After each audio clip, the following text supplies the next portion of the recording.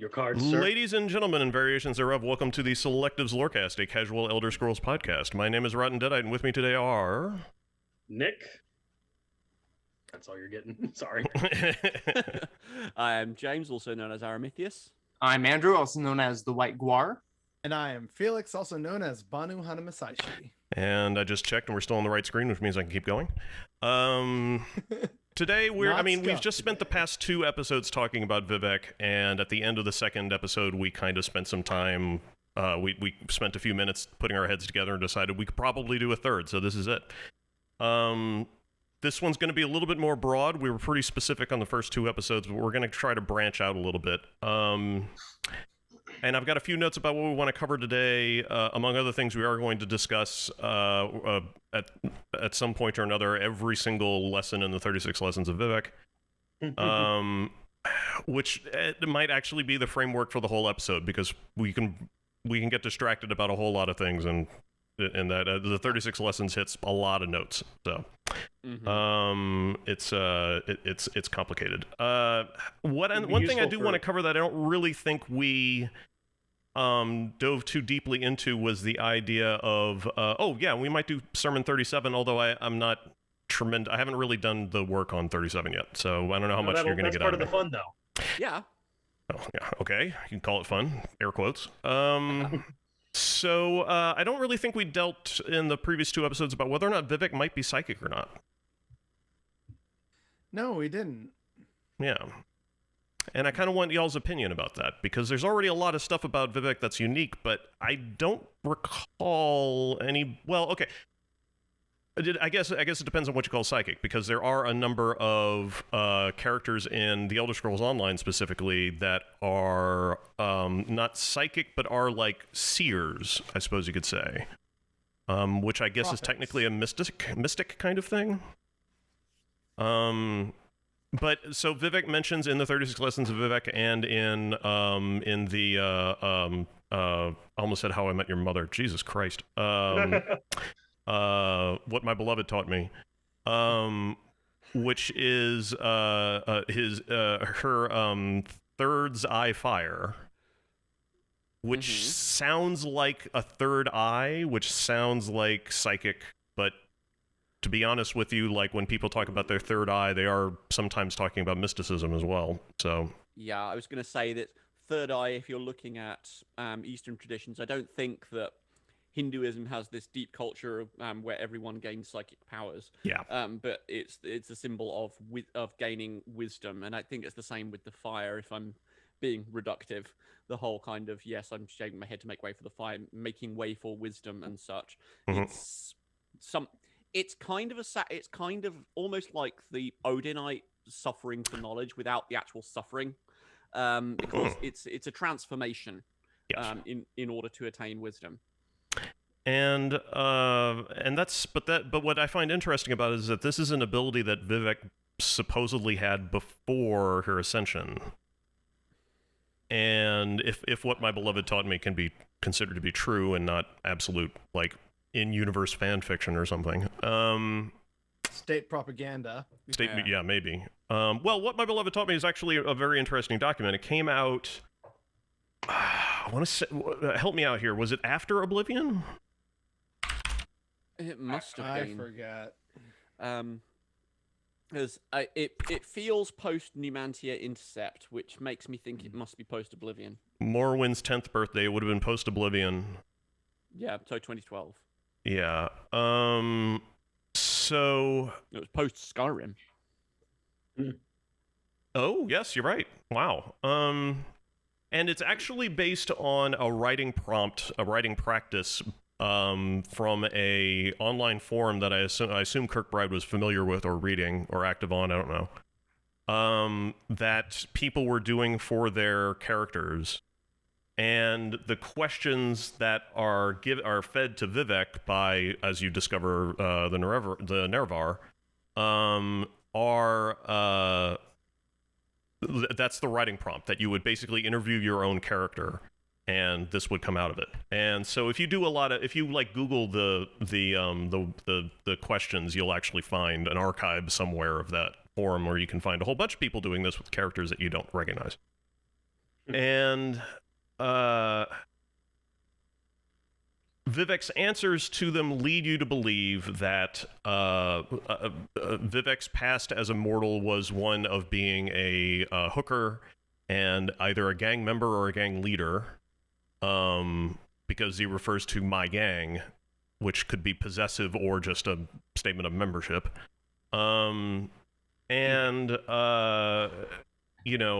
think there may be a mention of drug dealing at some point. It wouldn't surprise basically, me. Vivec had a rough early life. Yeah. Yep. I mean, it could just be a Fred and Scooby Doo and hey gang, let's go like that kind of gang. Well, no, that's well, yeah. almost drugs anyway. Yeah. Yeah. Like Zoink Scoob. Like Zoink Scoob. Let's put away some clothes in the kitchen. Your hand's got the Gartaki on it.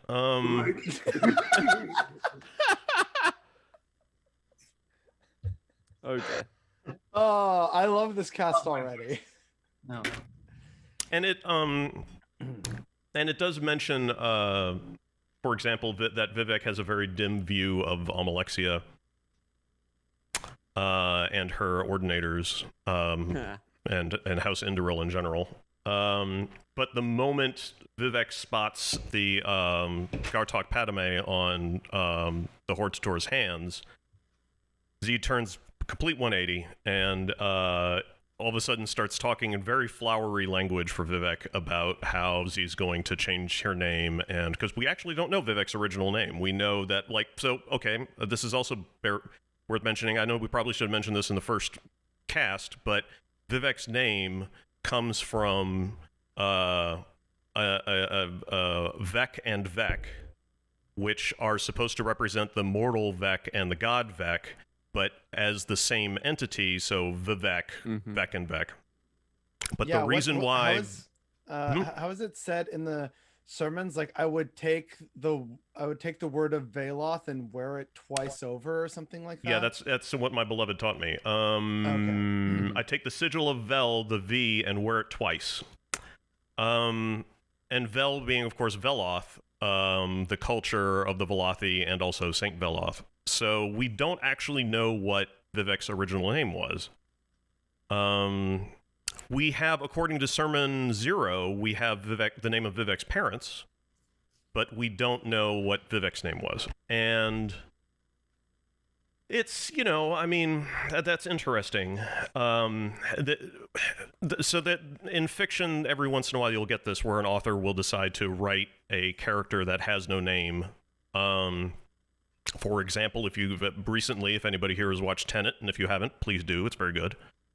The main character of Tenet is referred to as the protagonist, doesn't actually have a name, and when that happens, it's sort of like, I interpret it, I don't know if this is like a generally accepted method of interpretation for people, but for analysts, but I interpret it to mean that the character who has no name is intended to be filling dominantly a role and not and isn't supposed to have like a personality or a background or and in contrast to that, we have the narrator in Fight Club.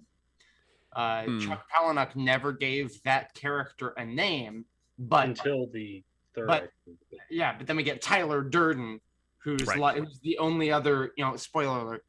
Since they're the same guy, is that actually his name? Is that it's portrayed like it's not, because they meet each other on the plane and he talks about soap. Oh yeah, by the way, my name's Tyler Durden.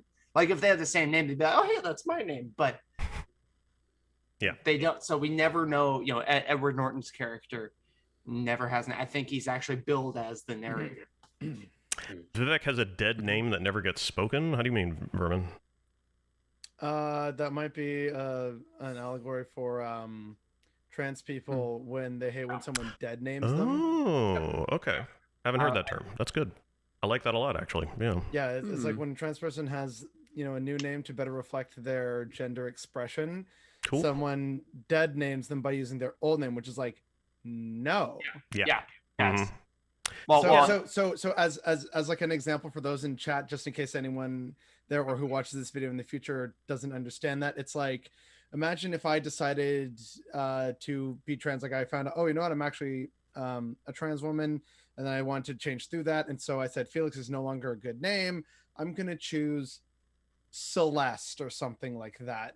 If people kept referring to me after I came out as Felix, even though my pronouns are she, her, and I use the new name Celeste, that would be people dead naming me by referring me to my old dead name, just so that people are absolutely clear and that they know what that means and are given an example. And I mean, this is something that I sometimes encounter in the classroom, because I have had trans students. I have a trans student right now, and she's a trans girl, and on all the paperwork it has her dead name on it, and you know, for everything that goes through the school.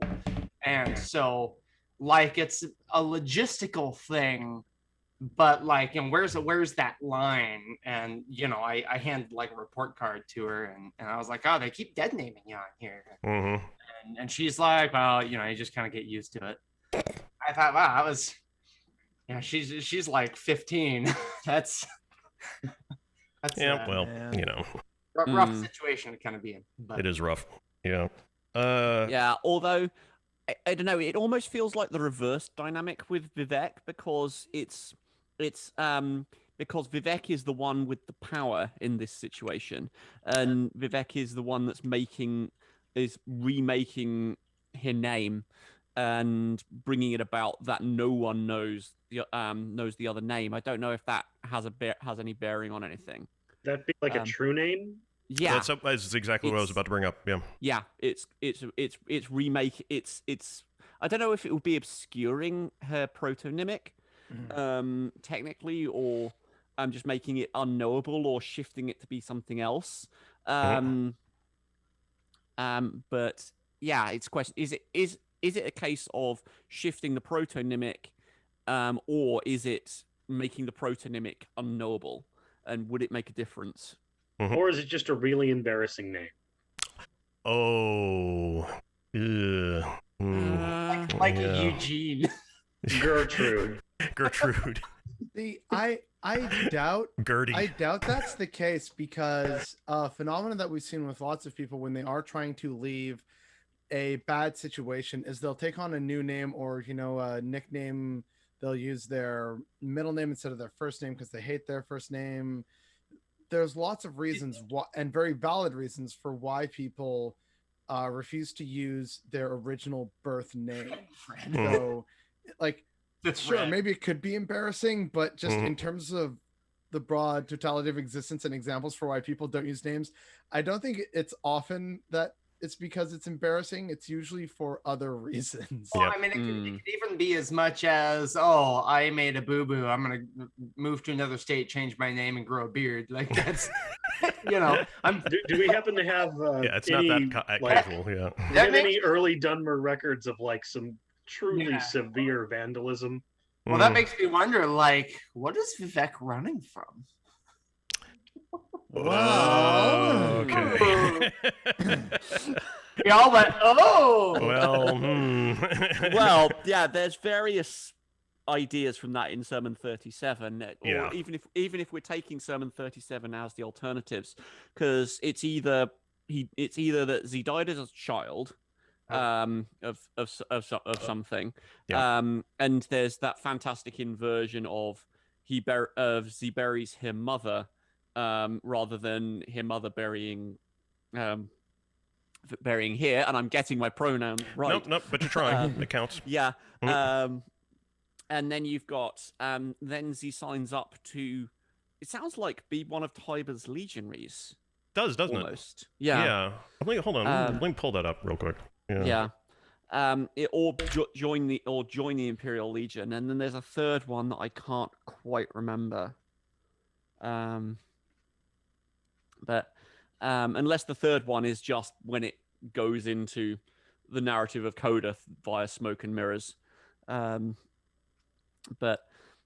the only one of those that really struck me as plausible was the dying as a child one. So it's although in fairness, if Vivec hadn't even ascended, that isn't what would have happened, because the point where her life changed, really, in my opinion, was when she met Nerevar. So she would have to have survived until adulthood in order to do that anyway.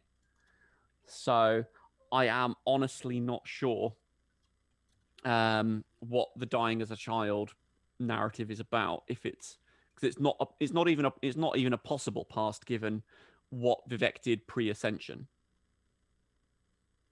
Yeah, and I'm reading over 37 right now on the ElderScrollsFandom.com, and they've done a very good job of filling the whole thing up with links to make it look like they've explained it.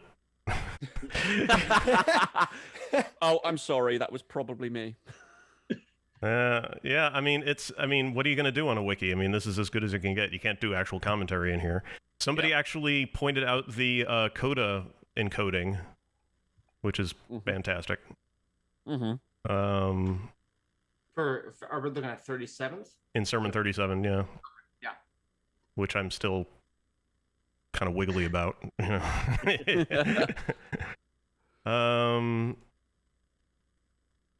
Yeah, so all right. Oh geez. I'll have to reread Sermon 37. It's been a minute. It's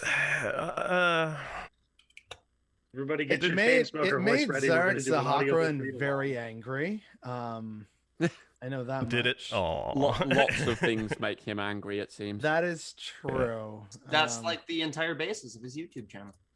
Yep. I mean, technically, that's also mine. So yours. It's true, I guess. Yeah. This channel. Oh God, we are mirrors of each other. This is. Oh no.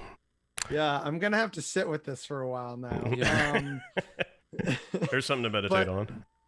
Yeah, exactly. And I know for the 37th sermon, it was kind of kept on the DL for a while, but Kirkbride wrote it. And then someone I had known for a long time, because I think Mojo told me, or maybe he told me, or I don't know. I might have told you. And so I kept that to myself for a while, and then somehow it got out on Tesla, and I was like, okay, well, it's out. Leaked. I can confirm, yes. I think it was somebody did a data dump or something and found it, right? Yeah. And then Kirkbride showed up, and someone said, oh yeah, the White Guar said that Kirkbride wrote this, and I think it was the White Guar who said it, and then Kirkbride was like, well, I don't know who else you would have heard it from. Yeah. Yeah, and it's funny because I remember that thread was like, oh my God, did Kirkbride write this? And I'm like, do you people have the ability to read? Who else would write this stuff? Yeah, I mean, I feel like you could have a workshop where you write like Kirkbride just to. If it sounds like Diogenes was brought into the present and given a lot of acid and then told to record his thoughts, then Kirkbride wrote it. It's behold a myrrh. Yeah, the man's got a style. It's the thing about 37 is that it reminds me a lot of, say, 25, in the respect that there's a lot of poetry there. And the problem with Kirkbride's poetry is that it is best experienced by somebody who has the same kind of synesthesia that he has. And because he'll write stuff that looks good to him. Yeah. Well, and this is something he had explained in he and I were talking about the sermons in general on Tesla. I don't know, last year or something. And I was kind of prodding him for answers, and he was apparently in a really good mood.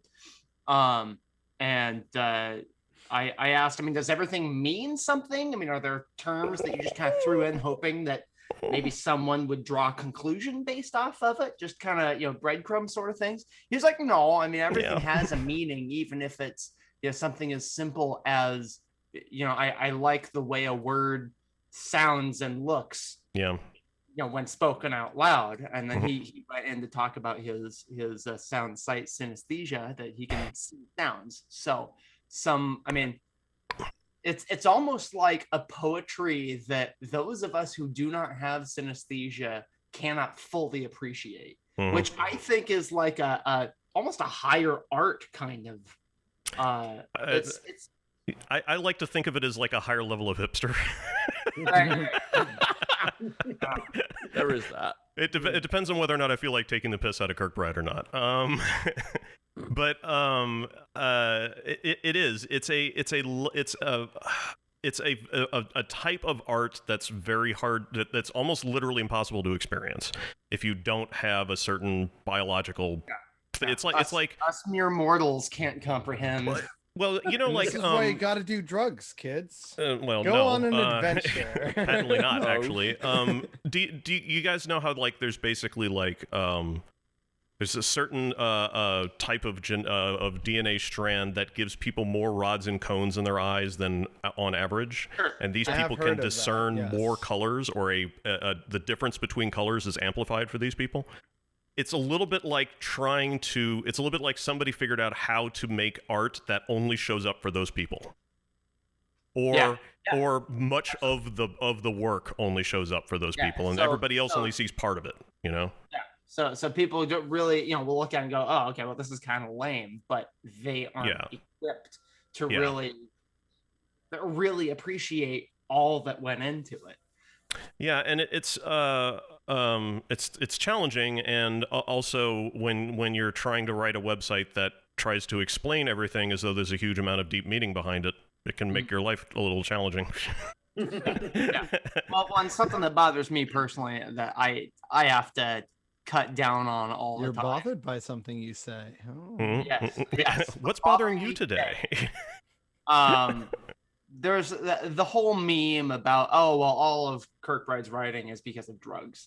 Yeah. And that's no, I don't like that. Don't take creativity and boil it down to something, something asinine like drugs. I mean, he's incredibly creative, and I mean, he's explained at length his experiences with substances, and none of them were like LSD.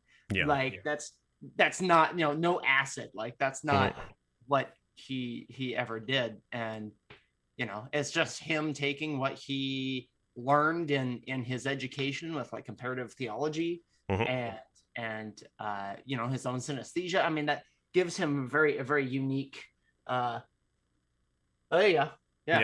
So, speaking of things that he was taking from, including theology, this is the series. Well, actually, it's supposed to be one book. You can imagine that's one book. Reasonable people read it broken into 4 parts. This is called The Journey to the West. When Kirkbride read it, it was called Monkey with an exclamation point at the end, and I think that means that he read the abridged version, but I might be wrong about that. Monkey. Monkey. Yeah. It's a fucking Dan, you can murder a dude with this. And it's like when I originally started writing the commentaries on the 36 lessons, I thought it was based off of the Bhagavad Gita, but I'm dead ass wrong about that. It's very, very, very heavily influenced by Journey to the West. Including, like, every once in a while in Journey to the West, you'll get a little, like, just random bits of poetry just shot in there, like, just every once in a while.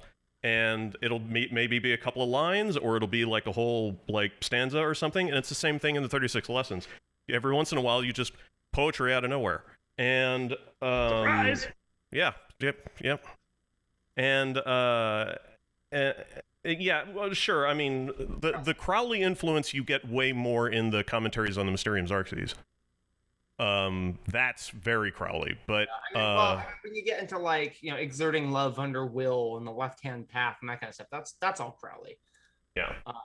But similar to the Journey to the West, in Journey to the West, basically the overall plot of the Journey to the West is that there's a monk, just a regular ass monk, Buddhist monk, who has been charged with going to India and collecting Buddhist texts, and then coming back to and then bringing them back to China. And along the way, the monk encounters, or along the way, the monk has to has to experience. I think it's 36 tragedies. Actually, I think it is, or something like that. It's a base 8 number. And sorry. It's a number. I don't know if it's 96 or something like that, but it's a set number of tragedies, and that's in the monk's fate. And so as the monk is traveling, he experiences these trials and is assisted by these amazing, spectacular characters, including the Monkey King, who is without question the actual main character of the series. Absolutely. And also Son Goku. For those of you who watched Dragon Ball, the Monkey King was the inspiration for Son Goku, and it's a Monkey Truth, Monkey, and the Monkey in Journey to the West. I know, Dan. It's monkeys all the way down. It is, it's Sun Wukong is everywhere. Yeah, absolutely all over the place, which is the way the great sage would prefer it. And in fact, the first chapter of Journey to the West is literally the background story for the Monkey King, Sun Wukong. So the damn Buddhist monk doesn't even come into shit until like later on in the story. If I were to call these stories repetitive, I might be called cruel. But they do kind of. After a while, they get a little predictable. I'm just going to be honest with you. That's the case with a lot of religious texts. That's the whole basis of Campbell, Hero's Journey, and all that. Well, except the repetition of the theme in this particular case is that in each trial, basically, horrible things happen. They get into a really tough spot, and then Sun Wukong pulls out a magic ability completely out of his ass, sometimes literally, and saves everybody. Yeah. So that's the formula, you know. And every once in a while, it's not Sun Wukong; it's somebody else who goes to get something to get Sun Wukong. Yeah. Although Vivec's children is almost an opposite to that, because there's never any sort of doubt that these things are going to be a problem for Vivec. Mm-hmm. I don't. It's just now he's just off to kill his children. This is just something that he does. Yeah.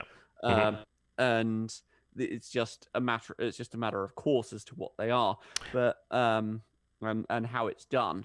Yeah, and I want to make sure that we do cover her children when we go through the lessons, because City Face is my favorite. We should probably actually start. One thing though before we move on to that.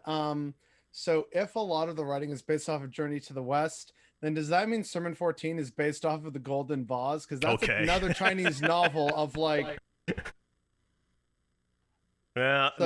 Listen. Sermon 14 is a gift to the world, and I will not hear anything else. Okay. Also, in terms of other do not say things like that when I'm trying to swallow. Yeah. Other things in terms of like influences, so that people can have a kind of background image in their mind of where a lot of these things came up from. I do find it interesting, Chris, that you thought the Bhagavad Gita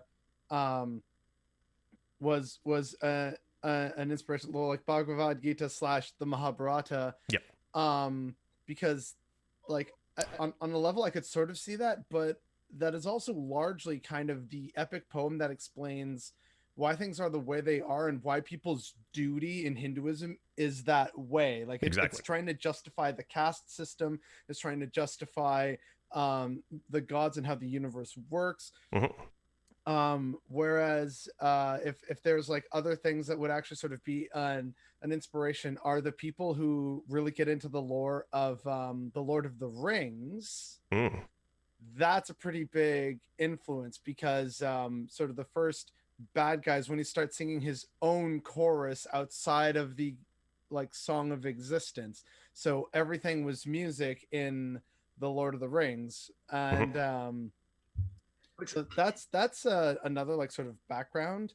And if there's any Hindu epic or poem that Kirkbride might have lifted from in terms of like conflict. Just like I don't know if it's necessarily in the sermons, but in terms of like explaining the history of Morrowind, I get some very interesting Ramayana vibes where yes, the dwarves on their island with the demon king, and they must all join forces and fight and leap hither and thither and save people and save their nations and respective kingdoms. I'm like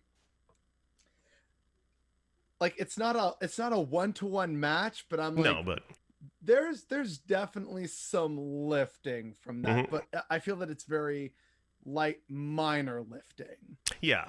It's like there's no eagle that comes in and steals Sita away, right? Like, right. Like there's no dragon that captures Almalexia and they have to rescue her from Vardenfell. Like that doesn't happen. Well, but that would have been cool as shit. Yeah.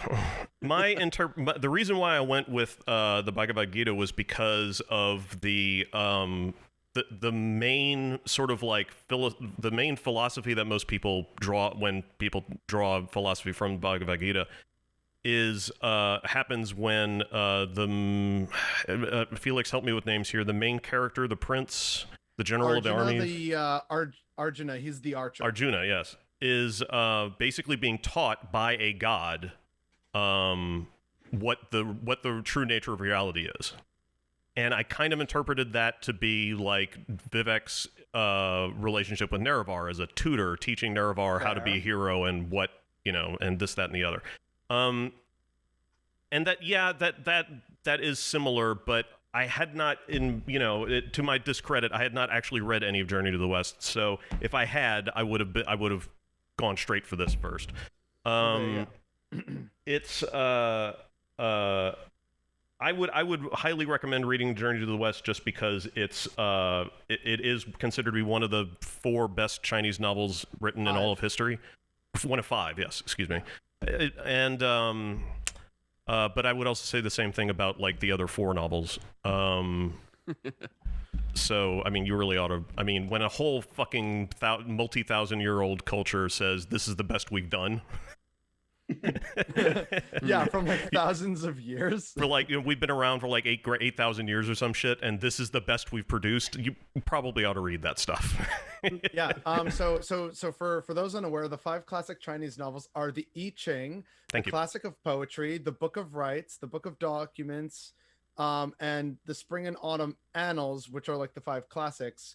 Mm-hmm. And then you have like 4 books that they consider from like classical texts, which are the Analects of Confucius, the Mencius, the Doctrine of the Mean, and the Great Learning. But then in terms of like the sort of great 5 that are seen outside of that, I know that there's like the I Ching, the Art of War, the Golden Vase, Journey to the West, and I forget the 5th one.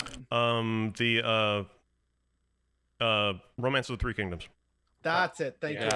Mm-hmm. Journey to the West, Water Margin, Dream of the Red Chamber.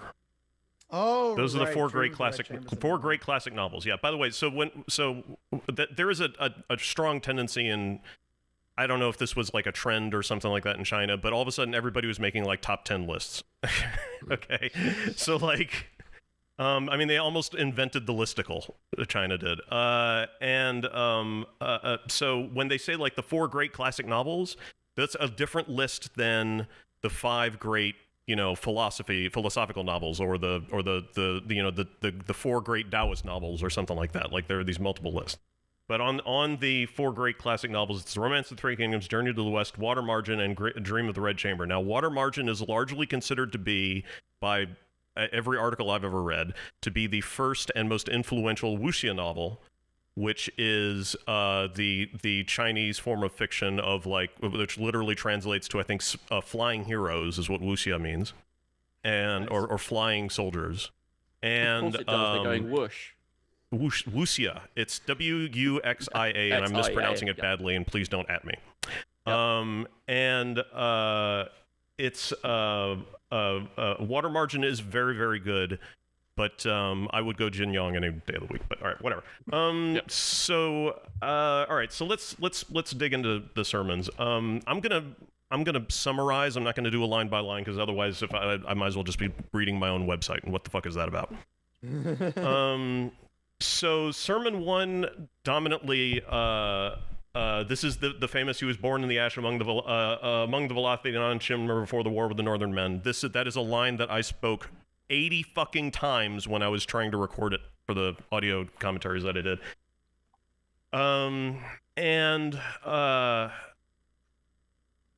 Sermon 1 dominantly establishes what Vivec, or it begins to establish what Vivec's purpose in the universe is. And it was actually 88 times. Thanks, Doc. I would fucking believe that. It was a lot. And it would be nice if it was a nice fun number like 88. And it's got Sermon 1 is one of those great sermons for doing the kind of commentaries that I've been doing because it is chock full of beefy shit.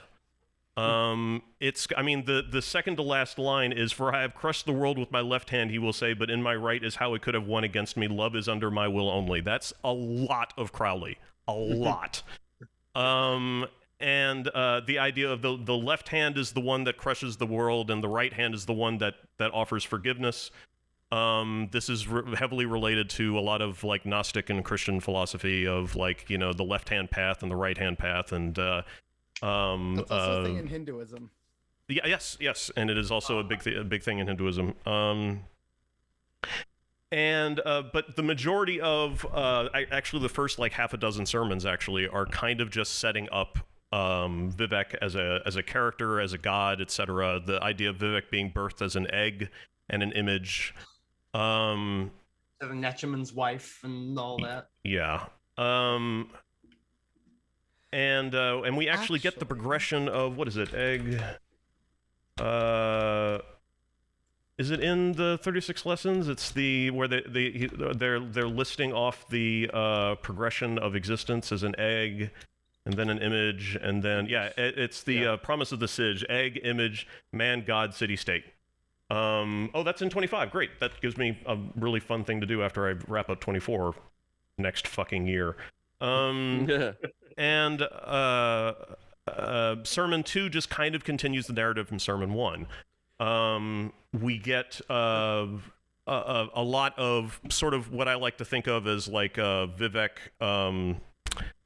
Considering the fact that Vivec is writing her own book, it's kind of hard to ignore how incredibly confident Vivec the Egg is when being told by authority figures like, you know, Daedra that Vivec will have to experience, you know, trials that no other person will ever experience and all this other unpleasantness and so on. And Vivec's just like dancing in the egg going, "Yeah, bitch, bring it on, motherfucker."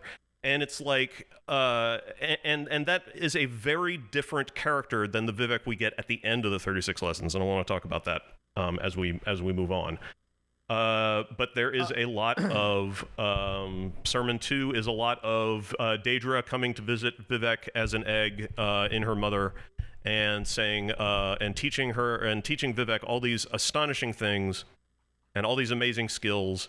And it's very similar to the progression of Sun Wukong in the Journey to the West, because the majority of Sun Wukong's background is very similar. It's Sun Wukong learning amazing and incredible skills from amazing and incredible beings. And then stashing them for later. And then, and then abusing the hell out of them during the actual bulk of the book. Kind of like talking baby Jesus. Yeah. Yeah. Is anyone here familiar with the Finnish epic poem, the Kalevala? No, but people keep telling me to read it. Okay, because I also haven't read it, but a lot of people are saying it might be worthwhile in terms of the greater understanding of like further poetry, especially non-traditional Western forms of poetry. So just add it to the list of like other bits of poetry you should read that are not from the West. Okay. Good stuff. Yeah. Good stuff. And keep those recommendations coming. That's really good. Yeah. One of the other things that I kind of take away from kind of the early sermons as well is that it's not just the birth of Vivec. It's kind of it's the tribunal, because Almalexia and Sothasil both contribute. It's everything being pulled together, and Vivec is the is expressed as the apex, the consummation of the tribunal, and everything that's gone before, right up until Sermon 4. In fact, it's in Sermon 1 that Vivec is thrown down to the castles of the Dreg, where Set comes, Sothasil comes, extends his hands, and multitudes of homunculi come forth, each like a glimmering rope through the water, which is sperm. So, in a way, Vivec's egg is fertilized by Sothasil. And in that respect, that means that Vivec is born or forms Om-Sivi through the will of Om-Sivi. So it's almost like a self-created god, to use a Michael Ziegler term. It's a god that wills itself into existence, which, you know, all proper gods do. I just kind of imagine, you know, Vivec is like the Black Panther, and then the other two are the other ones, and then they form Voltron, and that's Om-Sivi. Yeah, you know, later. You joke, but there's literally a scene in Coda where that happens. Oh, I know. No, it's in Sermon 35 or 36 as well. The fourth walking path. Yes, they do. That's right. Yes, you're right. It's in 36 as well. Yeah, they form Voltron in Sermon 36. Yep. Like literally, like I'm not kidding you. Like I'm almost positive I actually asked Kirkbride if he was thinking Voltron when he did that shit. He was like, "Fucking right, I am. Are you out of your mind?" It can't be anything else. Why would I not be thinking that? So it's from Sermon 36. Each of the aspects of the Om-Sivi then rose up together, combining as one, and showed the world the sixth path. And Vivec formed the head. Fire. Set took from it its mystery, and Vec took from it its feet, which had been constructed before the gift of Mullagbal and destroyed in the manner of truth by a great hammering. When the soul of the Dwemer could walk no more, they were removed from this world. It's funny because Set usually takes the face. Yeah. Well, usually it did in the one. Yeah, in that one depiction. Yeah. Is it time to talk about City Face? Foul murder. I'm talking about Nerevar's face. Yeah. Yeah, but I'm just saying on the relation to faces, like, is that a segue? Or we still want to talk about Nerevar? Oh no, stuff we're not there yet. I don't think City Face is related to the taking of the face to retain the image of a hero. I don't think that's what that was, but I might be able to bend it that way. Yeah, you absolutely can, given Chimma's city and state. Mm-hmm. Yeah. But the City Face is Han, correct? Right? City Face is Han note. That's yes. Isn't it? Am I too quiet? No, you're not too quiet. I'm pretty sure City Face is related to Mehrunes Dagon through Hano, Demon Leaper King. Anyway, we're getting ahead of ourselves. I want to come back to that. Okay. Because I have not heard that, and that's good.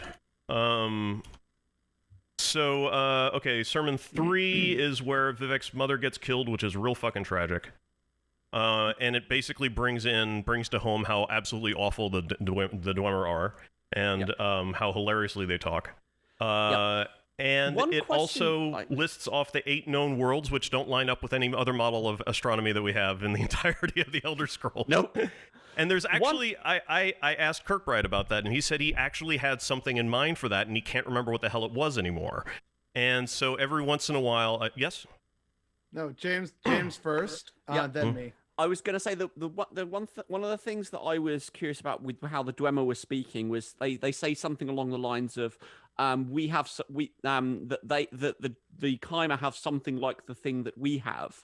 I was wondering whether that was a reinterpretation of and a subtle admission by Vivec that Z was taking from the same source as the new medium for her divinity. I think the line you're thinking of, we Dwemer are only aspirants to this that the Velothi have? Something like that, yes. That it's something similar to what the Dwemer have. But because the idea of them being we are only aspirants to what the Velothi have could be anything in Velothi culture, but it was something that was very specifically they take this and we already have this, and I think it's also telling that when Vivec emerges from the egg, that Z merges with the simulacrum of her mother. Yeah, a creation of the Dwemer. Yeah. Yeah, which was built by the Dwemer, which makes me think: is this Vivec's kind of silent admission that he was birthed through the same process that was going to create the new medium? Well, or the same like desire, or yeah, or a similar desire or a similar goal. Well, the same source ultimately in the Halt of Locan, but when the Dwemer says we Dwemer are only aspirants to this that the Velothi have, they just got done listening to a definition of Vivec of what love is.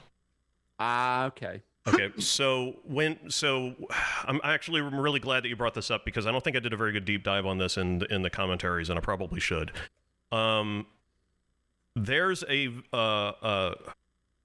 when you keep in mind what I feel like there's actually a very good connection to make here, and I haven't actually been able to put it into words. But there's but the connection between what the Dwemer want, in other words, the eradication of reality, is similar in a way to the goals of love and amaranth and etc.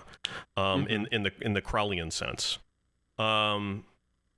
It's not, and it comes from a different place, and it leads to a worse place. But it has it has sort of like, if you think about it in musical terms, it has like the chorus has the same chord progression. I guess I don't know how to put it. It has very similar notes, and the Hermes more in a okay, yeah. I'm sorry. Yeah, that's a good thing. War left, because I'm about to kick his ass out of chat. So the reason why the Dwemer are confused by love in the 36 lessons is because they don't comprehend the idea of accepting reality. They have what love is it's about accepting the world as it is, and learning to and by accepting the world, learning to love the world, air quotes, and this is the Crowleyan version of love, which means that you change the world by changing yourself, because you love the world as you love yourself. And that you acknowledge the drawbacks of the world, and then you work to change it, and then you also acknowledge, but at the same time you also acknowledge the things that you like about the world, and you celebrate those things. And this is, in a way, it's a somewhat Buddhist concept of the way that you adore all of reality. You adore it, but it's not like it's not a raw affection. It's something much more complicated and nuanced than that. There's I think Cesar Millan likes to say there's no such thing as a guaranteed love. That even a dog, which is said to that people like to say that a dog loves you no matter what you do, that's not true. A dog will leave its owner. If you mistreat a dog badly enough, the dog will bite the owner. And there is no with possible, what some people would argue, with the exception of God, there is no entity in this universe that loves without restraint. And anybody who studies Christian theology very much will tell you that God does love without restraint, but that is not the same love that you're thinking of. It's much closer to the Crowleyan love. It's the it's the love of a parent for a child, which is to say, if it's the parent that gives you lots of affection and support, but it's also the same parent that will kick your ass if you don't clean your fucking room, young man. And the problem that the Dwemer have with that is that they are, if you're working purely within the context of what Kirkbride envisioned as the Dwemer, by the way, this does not extend to ESO or any other author's interpretation of the Dwemer. The problem is that the Dwemer despise everything. They hate themselves, they hate reality, they hate logic, they hate the universe. It's one of the reasons why Numidium just says no to everything. It's the Slow, dog. Yeah, it's the reaction of a child to a bad situation. It's just, I don't want to deal with this. Absolutely not. I'm taking my ball and I'm going home. And, is that in, go and make a simulacrum of her? Yeah, I found the word I was thinking of for what the Dwemer had and why I think the Dwemer and Vivec link. It's in Sermon 3. She has something akin to what we have. Yeah. Yeah. It's the admission that that Vivec's mother has something akin to what the Dwemer have, which means what am I thinking that is the new medium linked to Vivec Yes. even at this point? Well, I think what they're doing is that I don't know for sure if this is what Kirkbride intended, but I think at that time what the Dwemer have realized is that Vivec resembles their new medium. Yeah. Because they are similarly powerful and are created to do very similar things. Yep. Or a terrible heresy. Vivec was a Dwemer super weapon that escaped. It wouldn't be the worst fan fiction I've ever read. It wouldn't be, Given that I'm fairly certain that Vivec gave away New Medium with reasonable knowledge of the Red Year, that would make kind of twisted sense. Mm-hmm. Yeah. Because they knew through their visions that, sure, I can give Numidium away because a Numidium a Kulikon is being built under Red Mountain. And that's going to be piloted by every fucking Nerevarine. So we're good. Yeah. Well, and also, I don't know. I have a debate in my head over what the Dwemer intended to happen and what actually happened. I think may not have been the same thing, but depending on the kind of mood I'm in, they're the same thing. And the Dwemer got exactly what they wanted. I don't know. Like it's Dwemer win at the end. Sermon 4. I tend to be more partial to Michael Ziegler's interpretation of Numidium. Yeah. Yeah. Sermon 4 is basically it's more of Vivec meeting gods and Daedra and defeating them in battle or receiving education and so on. It's also where Vivec destroys coincidence, which is a pretty vital part of if you're going to be a god, you can't also allow luck to exist because either everything is your will or nothing is your will. You can't have it. Can't have some stuff. Unless you have a multipolar, monolatristic type universe. Yeah, exactly. But anyway, Taoism kind of fools around with that idea of like stuff. I think if I may not have this correctly, but I think Taoism has this concept of things that appear to be luck but are in fact pattern. It's just the pattern's inscrutable, so you might as well call it luck. It's chaos theory. Yeah, kinda. Yeah, I mean, anyway, Sermon 5, we get Vivec being captured by Nerevar finally, the first meeting with Nerevar. And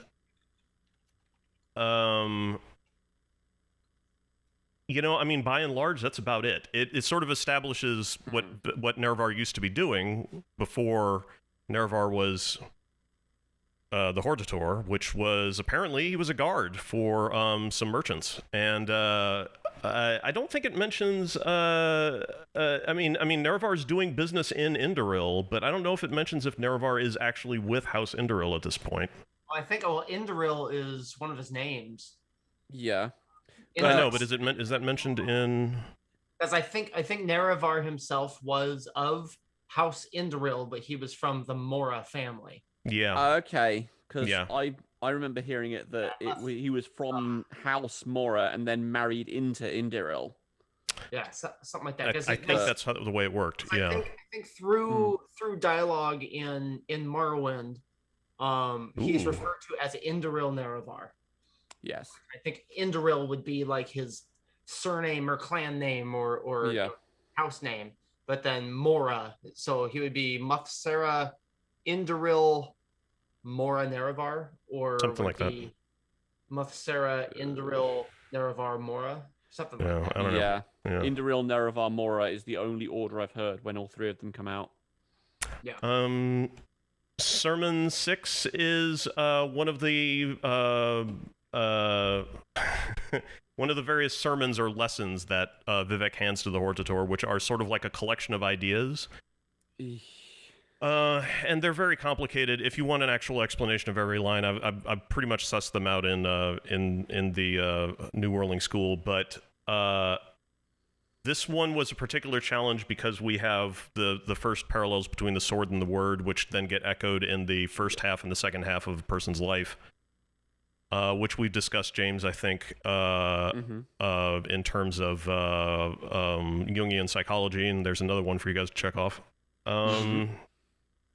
And then and basically the very, very overly simplistic explanation for the sword and the word is that the first one, the sword is the symbol of self-improvement and destroying parts of yourself that are superfluous or self-destructive, and sort of like, hacking away at the fat until you're nothing but lean, the gardener of Veloth.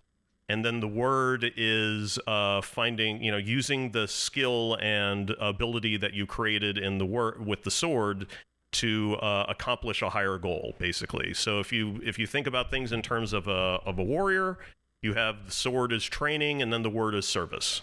If you think of things in terms of scholarship, then the word is research, and the sword is research, and then the word is art, if you like, artistic creation or just creation of material. The sword is the deed, and the word is the propagation of the deed. I don't know if I agree with the word deed, but the sword, in this interpretation that I have, the sword is more of a planning phase and a practice and gaining an ability. Okay. Whereas the word is supposed to be about in psychological terms, in Jungian psychological terms, the sword is about self-improvement and making connections in society, and getting a career and money and stability and taking care of yourself and so on. And then the word is discovering who you are and what is your purpose here in life, and should you quit your career and do something more intellectually, emotionally meaningful, and so on. It's the midlife crisis.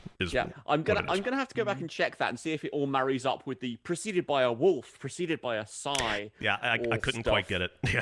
Yeah. I gave it a shot, and I couldn't quite get it, so I think at a couple of those lines I kind of like BS'd my way through, to be honest with you. It didn't work out. But I mean, part of that I think is partially because part of that is poetry, and it might have just been Kirkbride liking the way the things looked. So and that made it very, very difficult. Sermon 7.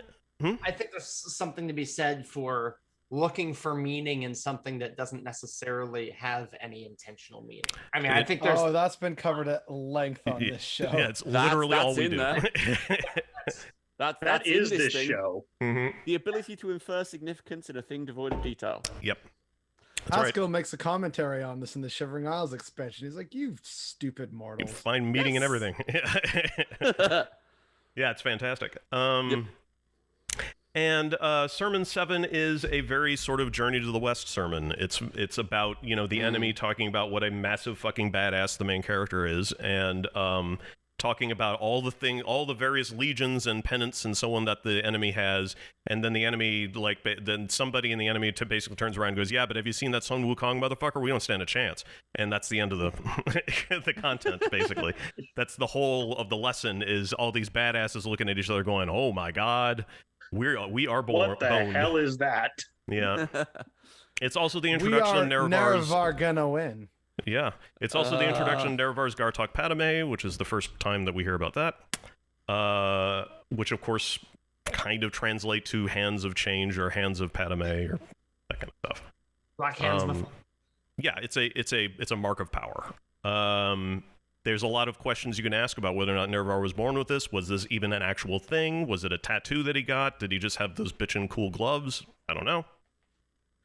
Well, isn't there also a heresy or conspiracy theory out there that the 36 lessons are actually Vivec co-opting Nerevar's words to hear as Nerevar's words, and that this is ultimately meant to be, again, because of the visions, for the Nerevarine in the future to be like, I know you won't remember this, but here's what you taught me, kind of thing. Yeah, that's that conspiracy theory out there. I have that conspiracy theory in my head. The one that I generally support is that the 36 Lessons of Vivec were written partially to promote Vivec into godhood, but also to be left as records specifically for the Nerevarine, and that these lessons never took place for Nerevar, but they are specifically there for one or all of the Nerevarines to read and educate them on how to basically win against Dagothar, or against Vivec, or both.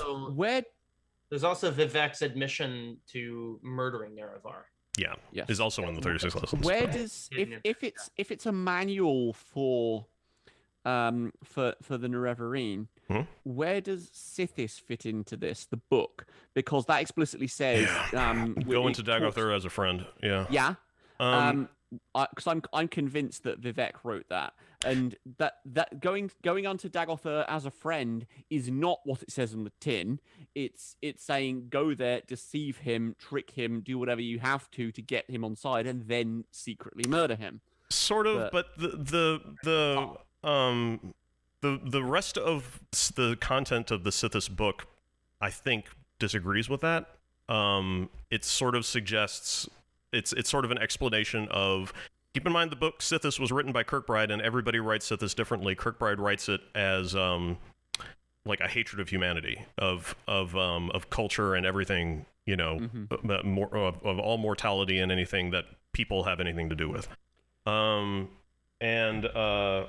Must be fun at parties. And that sort of misanthropic emotion is what Kirkbride considers Sithis to embody. So if you read the book Sithis and keep that in mind, then it's probably, I think the interpretation could be that it's Sithis telling the Nerevarine, go to Dagothar, do what Dagothar tells you to do, because Sithis basically wants Dagothar to win in that respect. I read it that Locan tricked the Aedra into being and thinking that he was like them and wanted their good, whereas he really didn't. Yeah. And he did that by acting as a friend. Now you go to Dagothar as a friend. Yeah. And do as Locan did. Friend or traitor, come. Yeah. And look upon the heart. See how cool it is. And bring Wraithguard. I have need of it. I have the bulbs in the lighting around the heart are hot, and I need Wraithguard to protect my hand as I adjust them. If you've got some oven mitts, that'd be cool too. So Sermon 8 is Vivec basically showing up. It's in a way, it might be the creation of Omsivi. It's Vivec showing up as Vivec and absorbing, as James pointed out, absorbing the Dwemer creation of Vivec's mother. It raises the question about whether or not Vivec's mortal or god form resembles Vivec's mother. Are we also, just like out of curiosity, are we also perhaps looking a little bit too much into like literally Vivec's mother, and not the way, you know, mother can be applied as in Mother Earth, someone who is mother to all, like mother can be metaphor, basically. So, And in a way, it's also very literal, because we also notice that that the Dwemer built the simulacrum to match Vivec's mother in her form that they found them in, and Vivec's mother at that point had been gifted with milk fingers, in other words, penises. So it's possible that this might be Vivec's explanation as to why Z is intersexed. And also, he who enters paradise enters his own mother. So if we're talking about, if we're talking about self-creation here, then yes, you do need to go back into the womb and basically reconstruct the womb. And you are in effect your own mother. If you are self-created, you are your own mother. You are your own mother. Yeah. And there's also the potential that it's at least partially assuming parts of Almalexia. Because again, this is Vivec's role as the meeting point between Almalexia and Sothasil is that she has to have a little bit of both. Sermon 9 is it's where Izmir shows up. It's one of my favorite sermons because good old Izmir, the Dragonborn, the original Dragonborn, I guess you could say, shows up or one of them, and basically gets, and Vivec sits on his face, and that's a great scene. Yeah. Apart from that's a fetish for people. Apart from Ysmir and Hoag, any of the others historical figures, I couldn't map any beyond those two. I don't think I was able to find Barfog made of planes anywhere. Mm-hmm. Oh, but there are for Bag and Chimua? Hold on, let me look. If there was, I would have pointed it out. Hold on. Fair enough. That's Sermon 9? Two of the Nords in the 500 Companions had that name. Oh, okay. Both would later be undone by invisible deeds. Barfog is a Nordic hero who may have been... yes. Her father was one of the 500 Companions. Yep. And in the 500 Companions it says that Fuckbar and his daughter would one day trouble the East. Okay, so yeah, that one links up. Yep. Bag is also one of the 500 Companions. There are two Nords named Bag, one of whom would later become undone by invisible deeds. And if you read, that's kind of how Vivec kills Bag, is that Vivec had to remain invisible while doing it. Yeah. So. Okay. Yeah. Okay, so they do map. Kind of a cheat, you know. Chimua is also mentioned. Huh. She was apparently teaching other members of the 500 Companions, such as Falta Lake's daughter, who was unable to marry until her tutelage was complete. Mm-hmm. Okay. So, interesting. Yep. And Hoaga is... Well, Hoaga is Hoag Merkiller. Right. He's a documented Nord king. Yeah. Yeah, that was what's kind of set me looking. But I don't know whether he's one of the 500. But was he mentioned? Elsewhere is King Hoag. No, I don't think he's mentioned in the 500. Fair enough. Okay. Or if he was, I couldn't find him. Let's see. Sermon 10 is again another interesting sermon. It's another one of those sermons where Vivec talks directly to the Hortator and tries to give the Hortator lessons. Again, one of my favorite things about the 36 Lessons of Vivec is the 36 Rage comics of Vivec, which very accurately explain these sermons as Vivec just showing up and spouting random crap at the Hortator, and nobody understands what the fuck he's talking about. And basically, like the whole it's just like the whole comic is just people going, "What is wrong with you?" And then that's it. It has a couple of lines in it that have been pretty critical, I think, for 36 Lessons theories, like Sithicid is the start of all true houses. The idea of a house being very useful to build up one group of people, but excluding other people means that it is intrinsically a sort of anti-culture, people.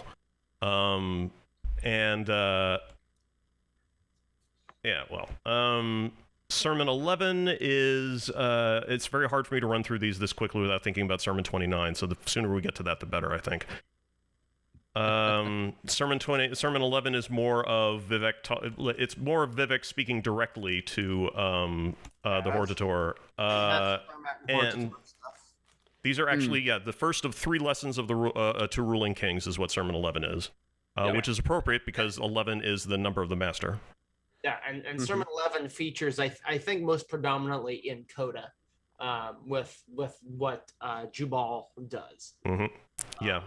The one-handed king finds no remedy. Bring both of yours to every argument. When you approach God, however, cut them both off. God has no need of theory and is armored head to toe in terror. This is a rather Gnostic concept of God as this sort of what could be considered to be a terrifying creature. Sermon 12 is starts off, as the Hortator pondered the first lesson of the ruling kings. Yeah, I bet you that shit took a minute. Well, he's basically been told about the enantiomorphs, so yeah. And this is Vivek's first, and I mean, this is Vivek's first interaction with Molag Bal. Yep. And I mean, I've mentioned this in articles at length, but this is an important step for Vivek. It's a very crucial part of religion and of self-awareness, is to learn how to act purely in the service of other people.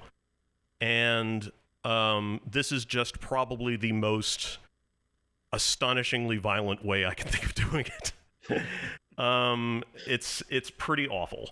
And it's one line that I think is very telling, and I mentioned this in the New Worldling School, is Dagoth, I think his only line in this is "Where must it go?" Which is what Dagoth says to Vivek when Vivek says, I have to do other stuff, so you're going to have to be quick. And I said this, it's very telling that Dagoth refers to Vivek as an object.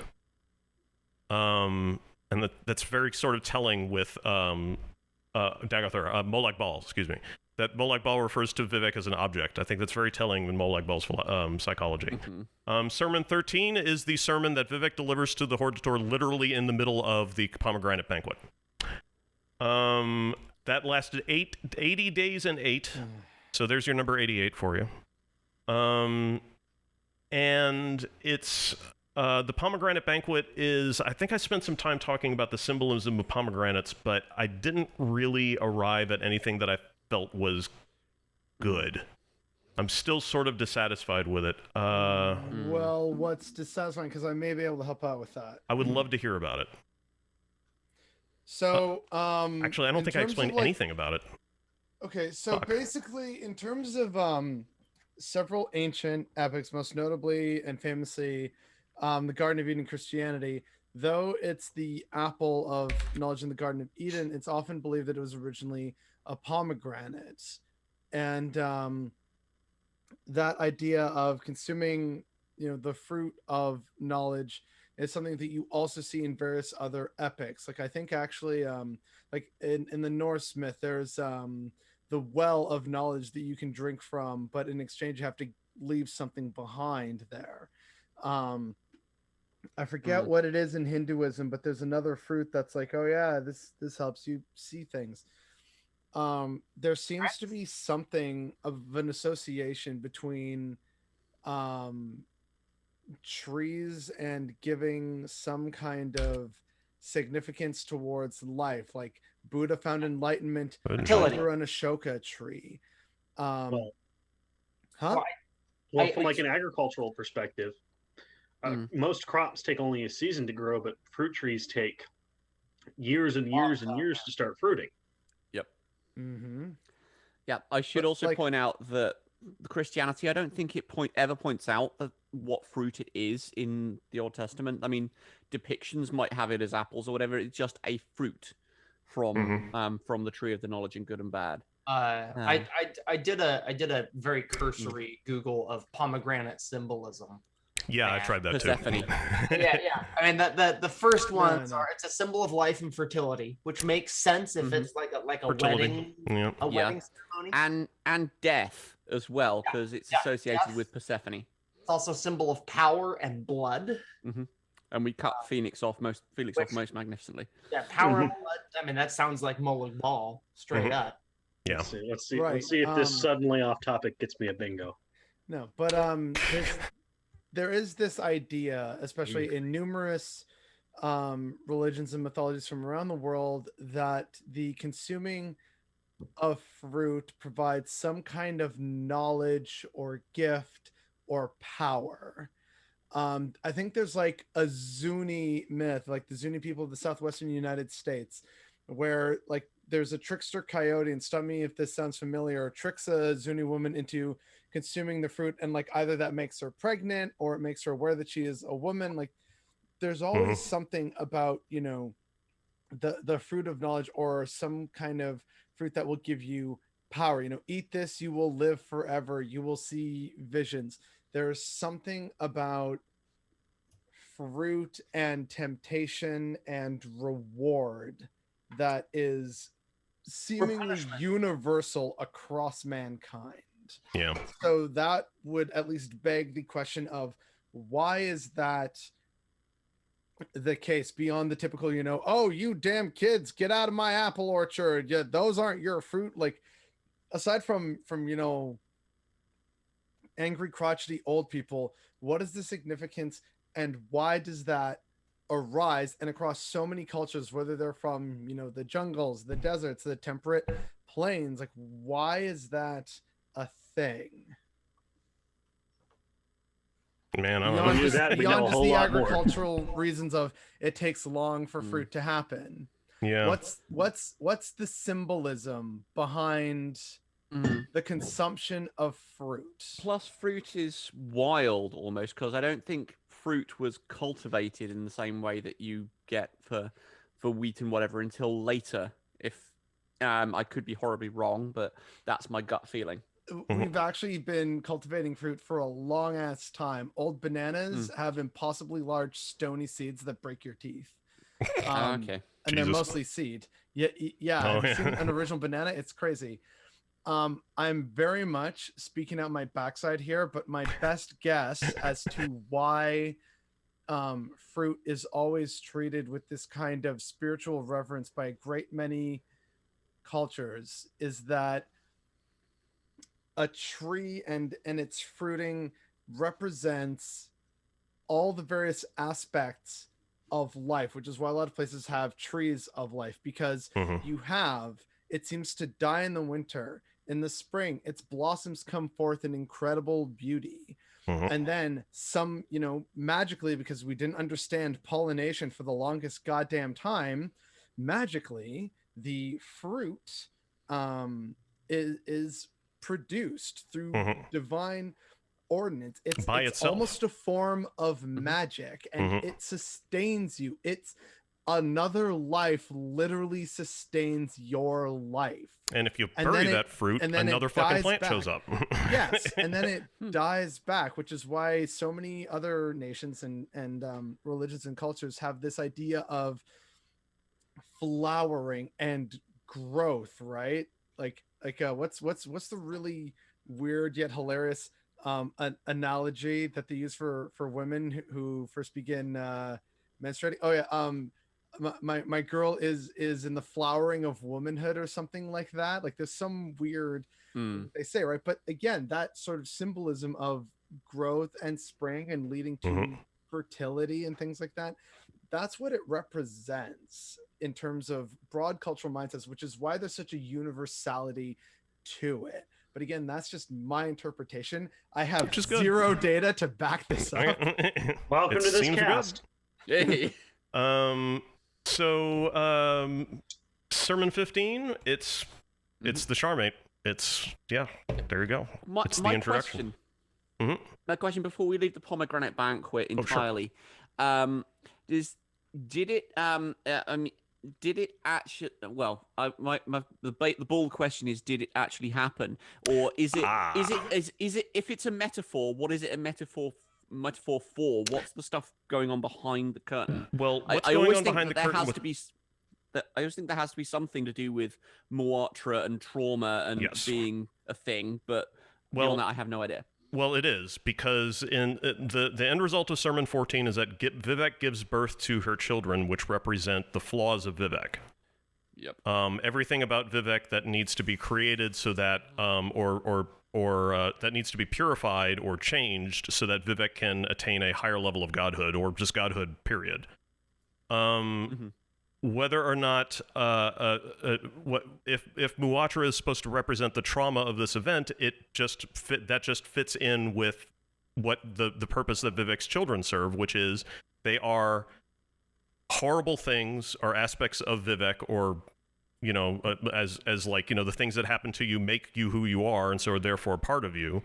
That can then be transformed into something that's good. And so the trauma of the event, the emotional trauma of the event, is turned into Moatra, a weapon that Vivec wields to continue to transform her children. So yeah, I mean, yeah. Okay. I mean, there's a pretty consistent message or a pretty consistent theme to Sermon 14. It all lines up really well. Sermon 15 is the Dagoth showing up and saying hello. And there's a lot of really, really, really good symbolism happening in Sermon 15. That just sort of talk about it's like, I think it's the first introduction of Reach Heaven by Violence. It's got that great line, the temporal myth is man, which I really dig. And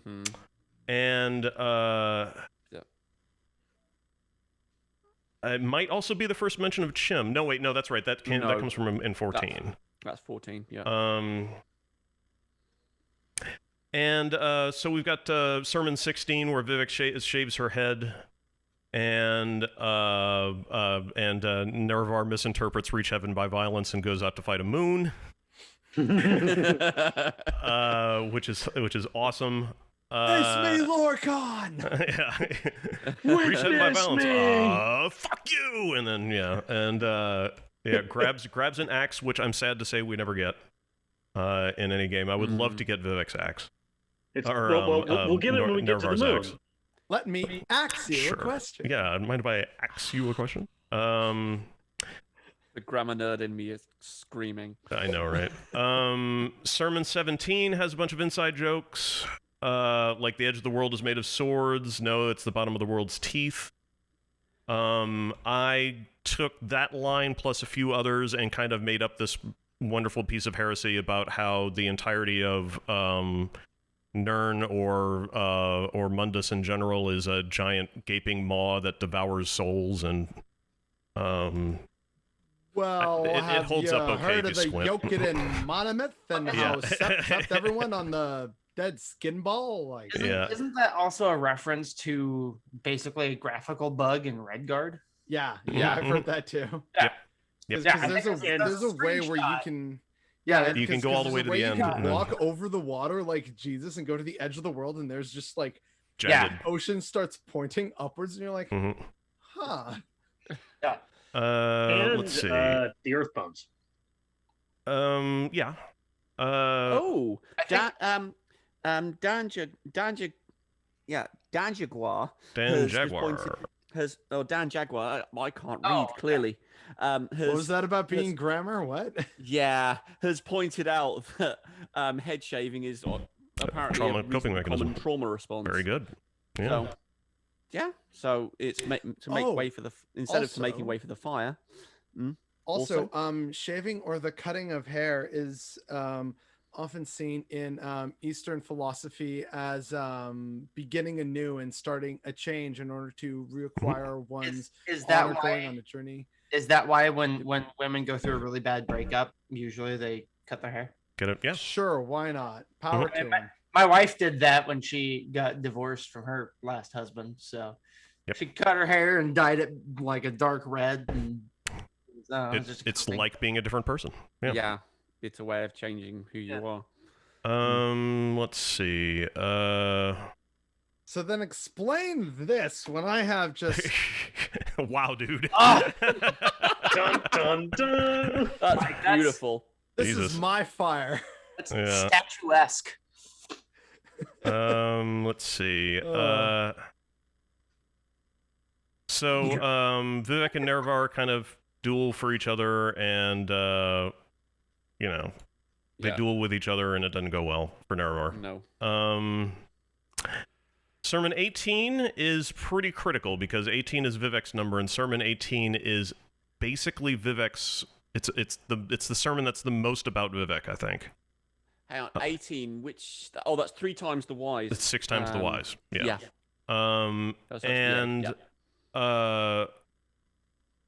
It's where Vivec basically shows up to Almalexia and asks her, "What is the? Is it possible that eventually I will not be useful?" Basically, is it possible that there's going to reach a point where I'm not going to have a role anymore because Vivec Vivek is saying basically, because I serve as a bridge between the two extremes are always going to be useful. They're always going to need to be there. But I, as the middle point, am going to, I eventually become irrelevant. And Almalexia basically reads out Vivek's titles. You were born of the Netchman's wife and destined to merge with the simulacrum of your mother, gilled and blended in all the arts of the star-wounded East, under water and fire and metal and ash, 6 times the wise, to become the union of male and female, the magic hermaphrodite, the martial axiom, the sex, death, the language, and unique in all the middle world. And or in Nice rap. version, what the fuck is wrong with you, Vivek? Well, what Almalexia basically does is Almalexia explains to Vivek, this is your name and your title. This is what you are supposed to do. So do that. Mhm.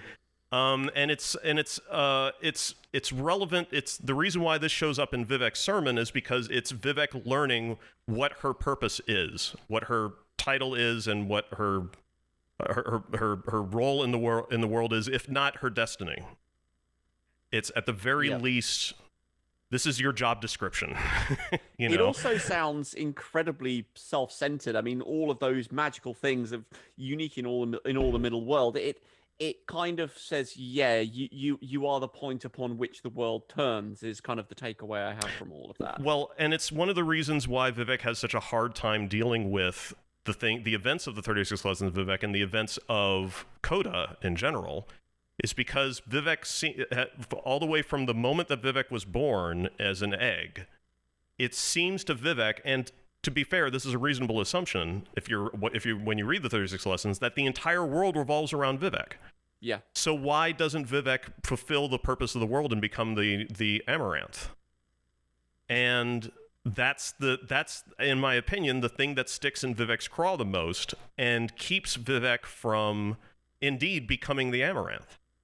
The desire to be anything at all is the thing that keeps you from becoming everything.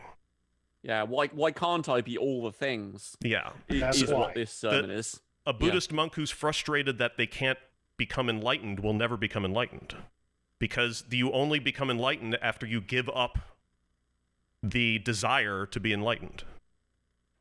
Yeah, that's always one of the sort of ironic dualities of Buddhism that I've just thought, isn't achieving enlightenment in itself a desire? So instead, one should not have that. And then kind of basically the way I viewed it is enlightenment for Buddhists should be an entirely accidental process. Mm-hmm.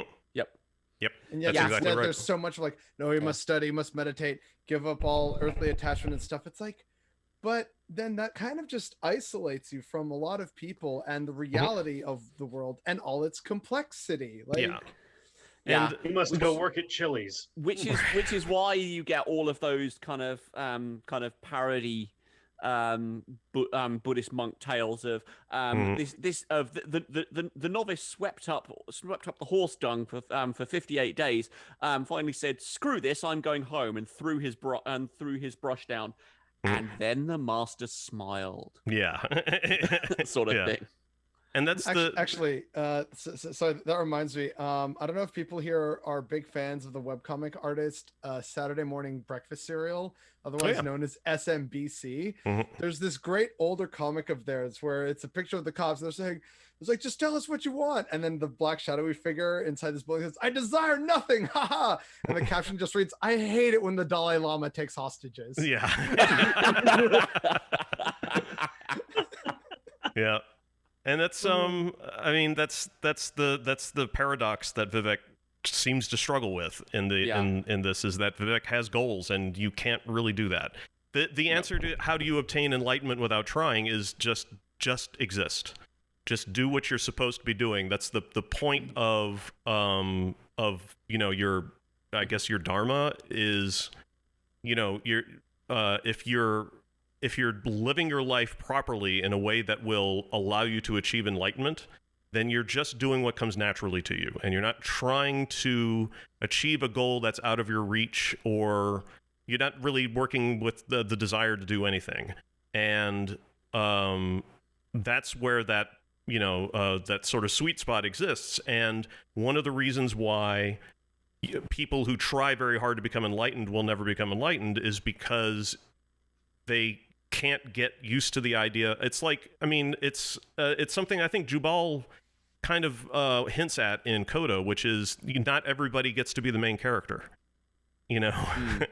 And that's a really tough lesson for a lot of people to learn, is that you're not the main character in the story of the world, maybe not even in your own story.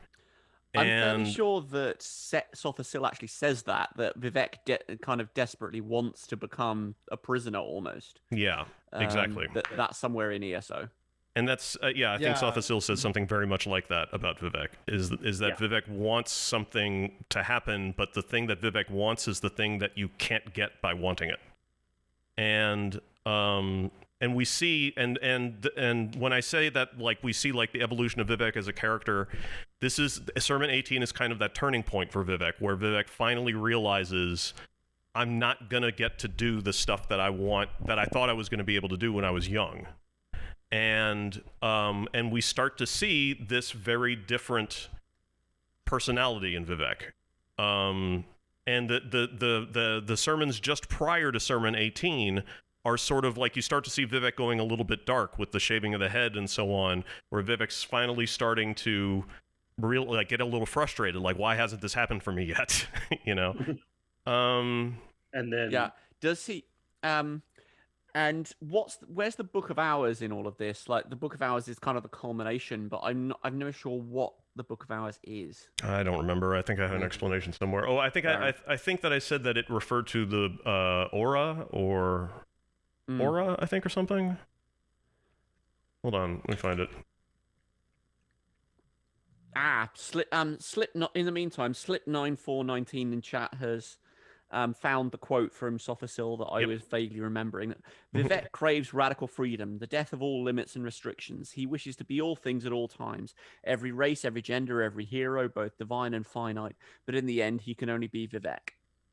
Yeah, there it is. A Book of Hours is a type of Christian prayer book and should probably be called a primer if you read the Latin term correctly. It's a collection of texts, prayers, and psalms, just like the 36 lessons. But where the 36 lessons are meant to be instructions from Vivek to the Hortator, the Book of Hours is a very different goal. Yeah. Yep. Fair enough. Also, shout out to the Gospel of Thomas for being, the collection of Jesus's sayings and teachings and stuff that's not in the Bible. Yep. It's famous Apocrypha. Yeah. Sermon 19 is where Vivek first attains Chim. And here's a very simple explanation of it in the Twitch chat. Simplest way I know how to put it. There you go. Yeah. I would argue that I'm just gonna build my house if that's cool. Yeah. Yeah. I would argue that Vivek actually attains something like Chim, or at least does something in Sermon 4, because when he drinks the old bone of the earth, he becomes a ruling king of the world. So what's different between there and Sermon 19? I think Sermon 19 is when Z first actually uses Chim to attain, like, knowledge. Yeah, build the provisional house. By building the provisional house. And the provisional house, as we see, again, one of the reasons why Vivek did not become the Amaranth is because Vivek builds the provisional house and is greeted with a poem instead of explanations. Which is what Vivek wanted. Vivek probably wanted, hey, this is how you go about doing the thing that you want to do. This is how the world works, and this is your place in the world. And if you want to win the game, just use this key on this door, and whoop, there you are. And instead, Vivek gets art. Tilda TGM enter. Tilda. Yeah, exactly. Just walk this way until you hit an FOV, a video file will play, and then, it'll trigger an event. And Todd Howard will personally thank you for playing the game. Exactly. The end.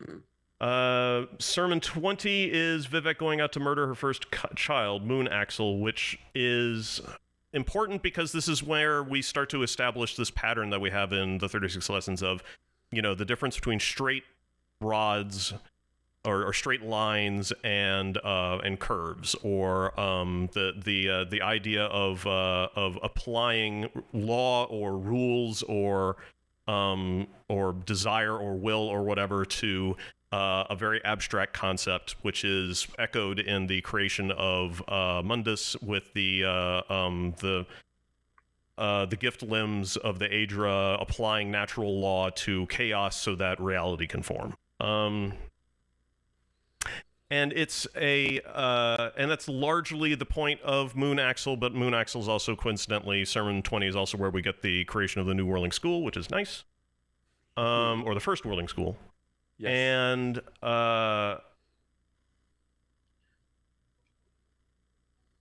it's, look unto the estimable lines of my son, now crafted star-wise, every limb equidistant from the center. I mean, what else has 5 corners? The whole world does. So, that this is just reinforcement of themes, I guess. Sermon 21 is the Sermon of the Wheel, so here we get an explanation of all of reality. This is where we go into explaining the secret tower and etc. This has been talked to death in other places, so I'm not going to spend any time on it. 22 is is the Treasure Wood Sword, which took us a while to get. This sermon felt like it took forever to write because it took a lot of digging to add to get these various disparate components lined up. But at the end of the day, the Sermon of the Sword is basically a combination of a lot of different things, including as I mentioned before, the conceptualization of the sword as trimming the weeds of Veloth and etc. But also the idea of a culture or a people enabling their own self-improvement through things like teaching each other lessons or lessening tunes, as they are referred to in Sermon 22. Sermon 23 talks about the nature of the sword, so basically explains what I just explained. Sermon 24 is what I'm working on right now, and this is the assassination or the transformation of Horde Mountain, which is basically this is one of those. Sermon 24 is one of my favorite sermons so far because it's one of those great sermons that is nothing more than what it is. There's not actually that much deep shit going on here. It seems really, really complex and symbolic, but in fact what's happening here is that Vivec is building Vivec City. Why? How do we know this? Because Horde Mountain resembles the pagodas in Vivec City. It's a triangular, like a Christmas tree sort of. It's small at the top and then it spreads out at the bottom. And Vivec takes the bones of Horde Mountain, all the warriors in the Horde Mountain, and combines them together with scripture, and throws them first to the northeast, which is where Molag Mar is, and that's where the Buoyant Armigers, who are created in this sermon, have their temple. So that's why Molag Mar looks like one of Vivec's pagodas, is because it's built out of the same. It's built out of Horde Mountain, and then the remainder of Horde Mountain's gunk is used to create Vivec City, and the bridges between each of the pagodas in Vivec City, and that's literally it. It's really very simple. It's lovely. It just took me fucking forever to figure that out. Yeah, but or why are is you Vivec secretly missing something? No, stop.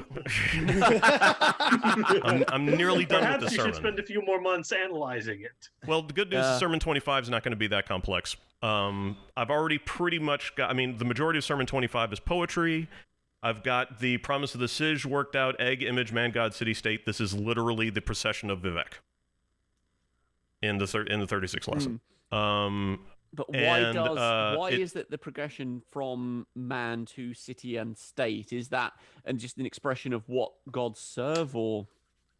Glad you asked. You were making the same mistake that I made when I first started reading this, which is the progression so far seems fine. Egg, image, man, god. Okay, no problem. City. The transition from god to city is God is a self-serving, or God as Vivec's God is a self-serving entity. State is city is the service of that God for others. In other words, God, the God of Vivec becoming a city, and becoming a housing, not a house in the symbolic sense, but an environment for Veloth to improve itself. That's why Vivec City is a city built of swords. It cuts its people into better shapes. But the problem is, you made That's the same New mistake York, that I made. baby. I went from city to state. Well, why does a state have any? Why are there states? Is this like? I would have thought that if anything, Vivec was more like federal, like central government oriented. It's not that kind of state. Its state is in a state of being. Yeah, which another thing is, if you believe in metaphor, which again is very important in the Elder Scrolls, the idea of God to city is also representation of the God, and their belief becomes a part of the people and their culture and their belief and their communities and their societies. It's in its own way a form of permanence, so long as those people persist, which is why you sometimes see those similar comments in certain movies and stuff where they say, look, the nation isn't the land and the landscape, it's the people and their Asgard language, their wasn't belief Asgard. system. Asgard And is so Asgard. long as those people can persist, whether it's on this earth or another one, then it continues. The gods survive, as it were. In a weird way, this is kind of a premise of the series American Gods, where a bunch of gods get imported because the gods aren't tied to land, they're tied to the people and how they view things and believe things, which It's is why for cultural. them true death is when they become forgotten. So like that's another way of thinking, as from egg to like myth to egg to man to God to city, is like that's the progression of it. A god can be toppled, a people that's much harder to do. It's actually something that Terry Pratchett fooled around with, was the idea of gods that are largely forgotten. There's I think a couple of books that have dealt with that. One, I think specifically Small Gods, is about like gods that are worshipped by very few people or deal with very small things or are tied directly to land or etc. Events and so on. And it's actually a very, very, very good book. I would recommend literally everything that Terry Pratchett writes, and if you haven't read anything by him, then what the fuck is wrong with you? I haven't read anything by Terry Pratchett yet, and the reason why is because like my reading list. Look, this is these are like 6 books out of my 32 book reading list. Okay, I have no idea what you're talking about. Exactly. Yeah, we've all got homework. Small Gods is written with Neil Gaiman. That's correct. Yes, that's right. I actually forgot about that. Wasn't Good Omens. Good Omens. Yeah, was written with Small Gods, which is also an Amazon Prime series to go along with American Gods. It's pretty damn good, actually. Yeah. Let's see. Sermon 26 is about Pokemon. Sermon 27 is. No, you can't just skip over that. Come on. All right. So here's what's interesting about Sermon 26. The sermon that follows Sermon 26 is Sermon 27, which is the scripture of the word. And the word and the sword, as I've mentioned before, are two sort of like part 1 and part 2 of like a person's life. Sermon 26 involves Vivec picking up, basically collecting magic and throwing it into a Pokeball, a giant sphere, which Sothasil then says, this is, of the 8 monsters, this is the most confusing to him. May I treasure it? And Vivec's just like, go right ahead. And in what he says is, under this dome, the temporal myth is no longer man.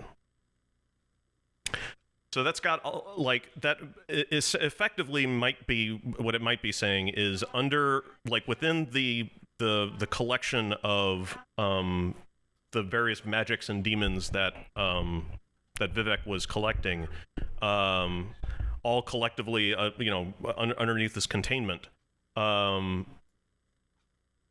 effectively what it's saying is that the temporal myth is no longer man is a way of saying that mortality is not the main character in this area, which it isn't. It's Pokemon. It's a different game. Which Pokemon is it? Oh, when this would come out, when was 36 Lessons written? 2002. 2000, so 2001, 8 weeks ago. So that's late. That's 3rd gen, right around. 3rd gen. So, Okay. So we're looking Ruby past Sapphire. Red and Green, huh? Ruby Sapphire. Ruby Sapphire would have come out right around then. Yeah, there you go. So it's just a Game Boy. Well, Yeah, pretty much. And so Priscilla's like, oh, this is cool. Let's see. Hmm? You said 2002? Yeah, well, that's when Morrowind came out. I don't think that was when the 36 lessons were written. Yeah. They would have been written before that. Yeah, 2000 or 2001-ish. I know it was written quickly. 2001, A Space Odyssey. Yeah. Dun, dun, dun. Yeah, 2000. Let's see. Emerald didn't come out until 2004. Crystal was 2000. Looking for, let's see. 1999 had gold and silver, at least in the States. Okay. It was gold and silver or possibly crystal, I think is what we're getting at here. Yeah. The most important question in the 36 lessons: which Pokemon is it? Which? Who's that Pokemon? It's Vivec. It's seen from above.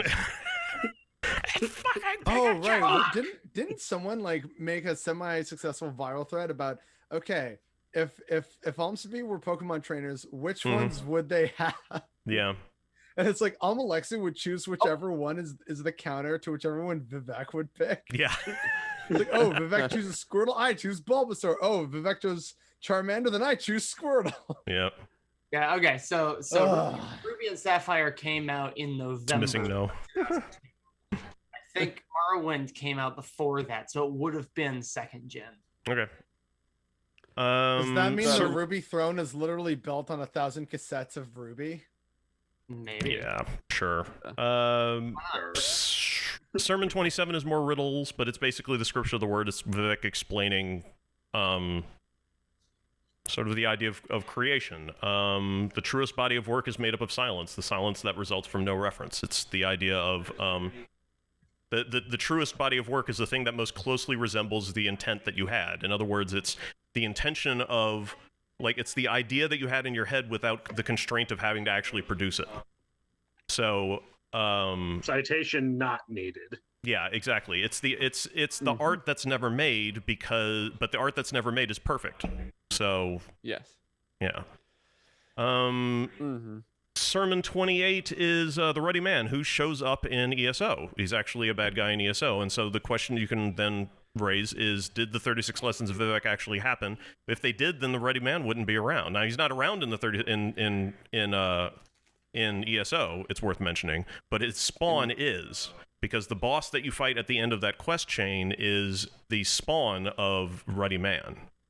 Yeah, because there's a question of whether it's actually the Ruddy Man. They call it the Ruddy Man because that's just the association they make. You know, if we see a gorilla in the forest, oh look, it's Bigfoot. You know, I mean, I don't think it's. I think Harambe lives on. Yeah. Yes. Someone says no, it's not the actual Ruddy Man.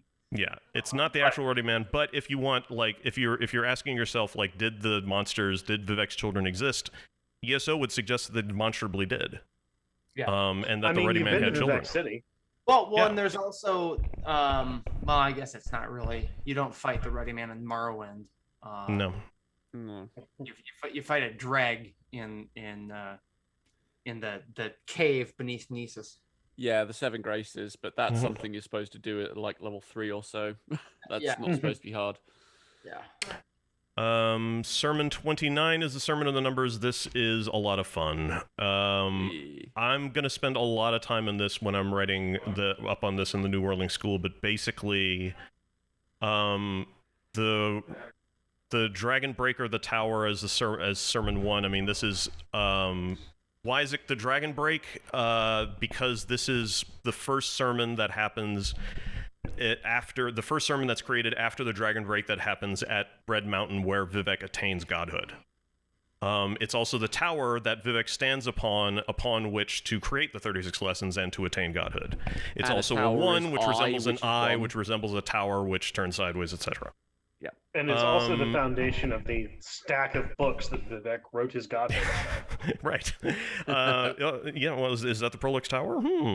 So just go get you 36 books and see how tower-like it looks if you lay them up on top of each other. Sermon 2 is the enantiomorph. That's, two opposites, right? Okay, fantastic.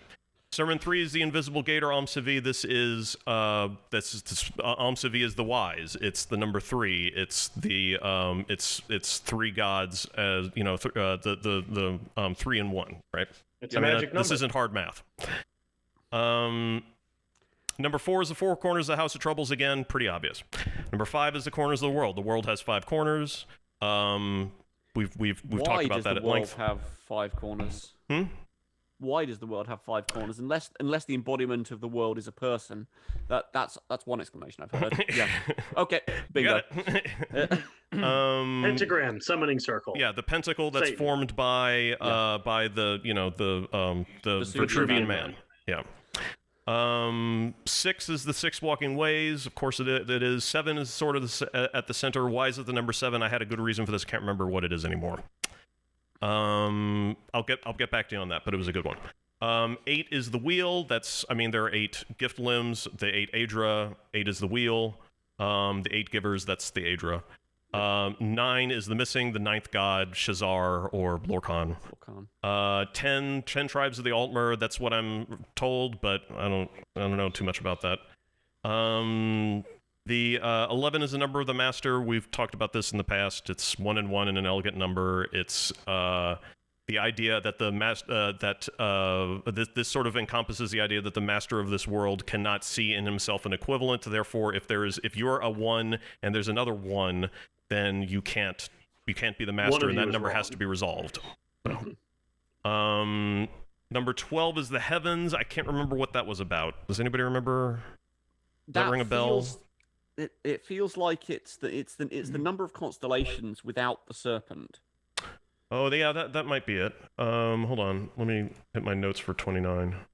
The number of fixed. That's not fucking helpful at all. Never mind. 10 tribes of the Altmer, could that not be like the Aldmer, the Altmer, the Chimer, the Dwemer, the Orsimer, the Sinismer, the Maormer, like the Falmer, etc. Yeah. But I'm just forgetting the last two. Or you're not, and you've listed them all, and there aren't 10. I mean, it's. I mean, wait. The Durreni and the Aliads. And we can't forget the most important Mer, the Hammer. To which everything looks like a nail. Right. Thank you. And also pigs. Let's see. 12 might be the number of constellations. That's right. 13, the serpent. Yeah, 13 constellation. Obvious enough. Missing constellation. The constellation of unstars. 14, the King's Cough. I think they say this is a reference to Thum, which sounds pretty good, but I don't know what reference that has to 14. So it might be that what happens. What was it that happens in 14? Is that 14. A list of all of the? No, 14 is the one with the sphere comparisons. Yeah. So we'll see. We'll see what I come up with. 15 is the redeeming force. I don't remember what I did for that. 16 is the acceptable blasphemies. Which is the Daedra.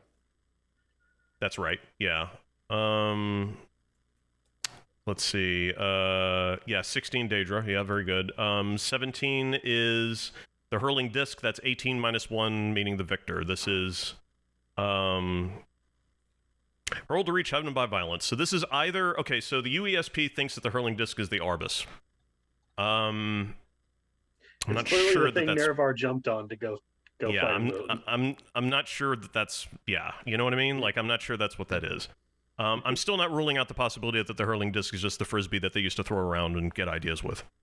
Yeah, I'd agree, Doc. I don't buy it as the Arbus. Maybe 17? As Mundus, you know, if you think about it that 17? Way. But why 17 though? Because the hurling disc is 18 less 1. Okay. Yeah. Wait. Okay. Which sermon is this again with all the numbers? 29. Okay. 18 is the egg, or 6 times the wise. Obvious enough. That's Vivec. Yep, Vivec. At this point, the numerology starts to fall apart, and I think that might be on purpose, or I'm gonna at least suggest that it is. And the reason why right, Captain? Kind of Mundus possibly. And the reason why I suggest that it falls apart is because this is the point. Sermon 18 is the point where Vivec is no longer absolutely positive that everything is going to work out for her. And and Vivec is beginning to learn to live in the chaotic uncertainty that her own philosophy kind of encourages. And as a result, the numbers the numbers don't really add up very well. Like 19 is provisional house, which is Chim, but 19 doesn't really work with the concept of Chim very well. You could say that 19 is therefore 18 plus 1. It's Vivec with the addition of Chim, or the addition of the Chim of the wisdom of Chim. I don't know. Anyway, it's not. It's also great. The sermon where Z creates the provisional house. Yeah, 20 is the lunar lattice, which I think is supposed to be the number of phases of the moon. Mm-hmm. Does that hold up? I don't think it does. I don't think the number of the phases of the moon has ever been determined. Yeah. Oh, okay. Guar's got to take off. Yeah, I gotta get going. I need to get lunch for my son, and then we have more shit we gotta move out of our apartment. So fair enough. That works. Have fun. Okay. Take it easy, bub. Stay safe, friend. Bye to everybody now. Bye. Bye. Okay. So clearly for the future numbers, we just need to get some very high-level mathematicians in here to start possibly making up bullshit. Possibly. I'm not ruling that out. 21 is the womb. So I found on our test lore, someone did a deep dive into the numerology of the Elder Scrolls. So I can link that if you want.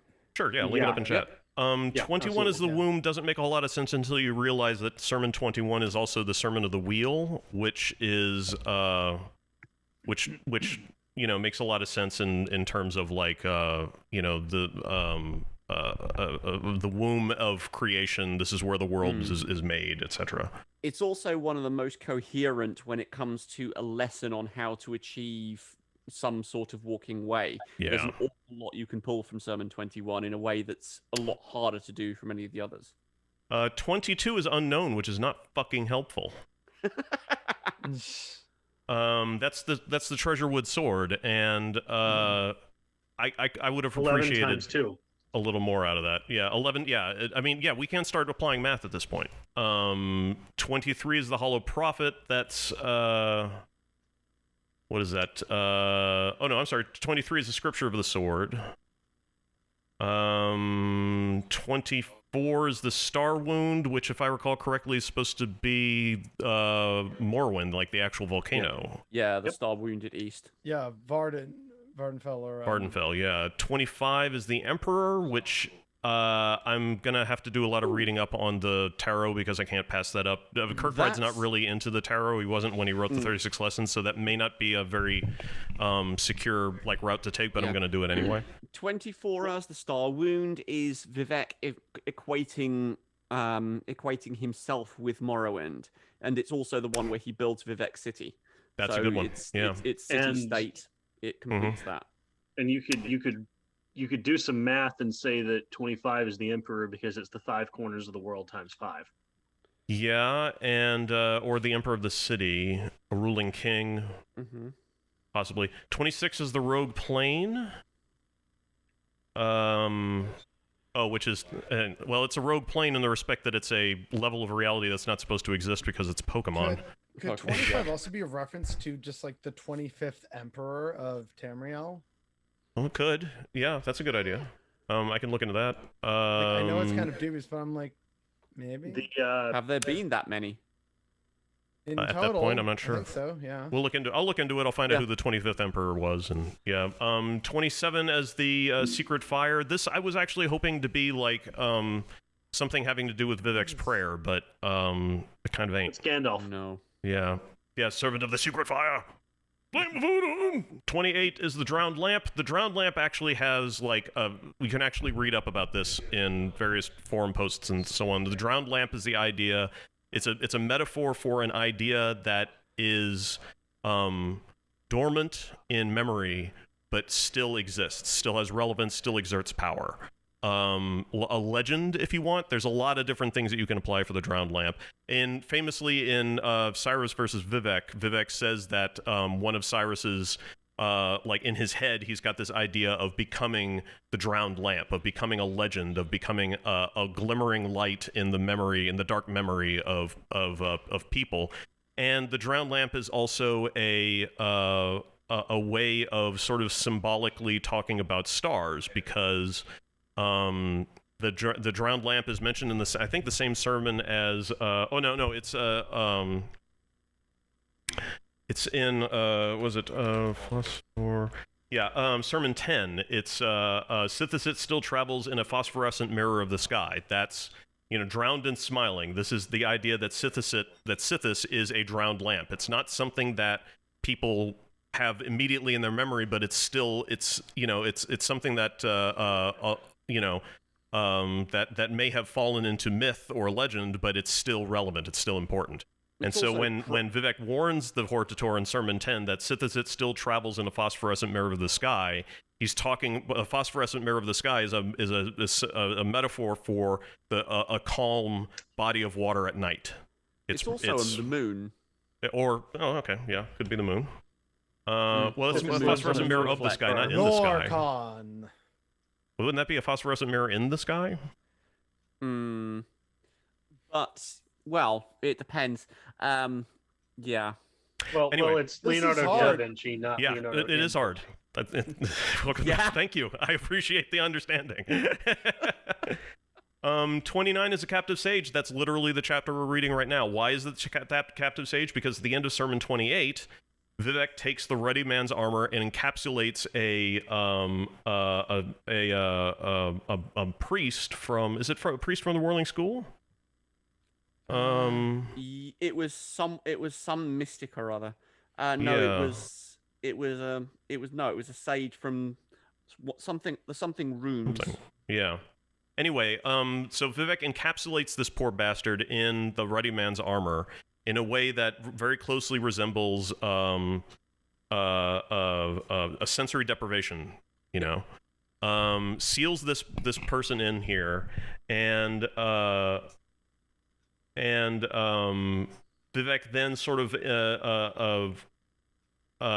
takes illuminations that come to this to the sage and turns them into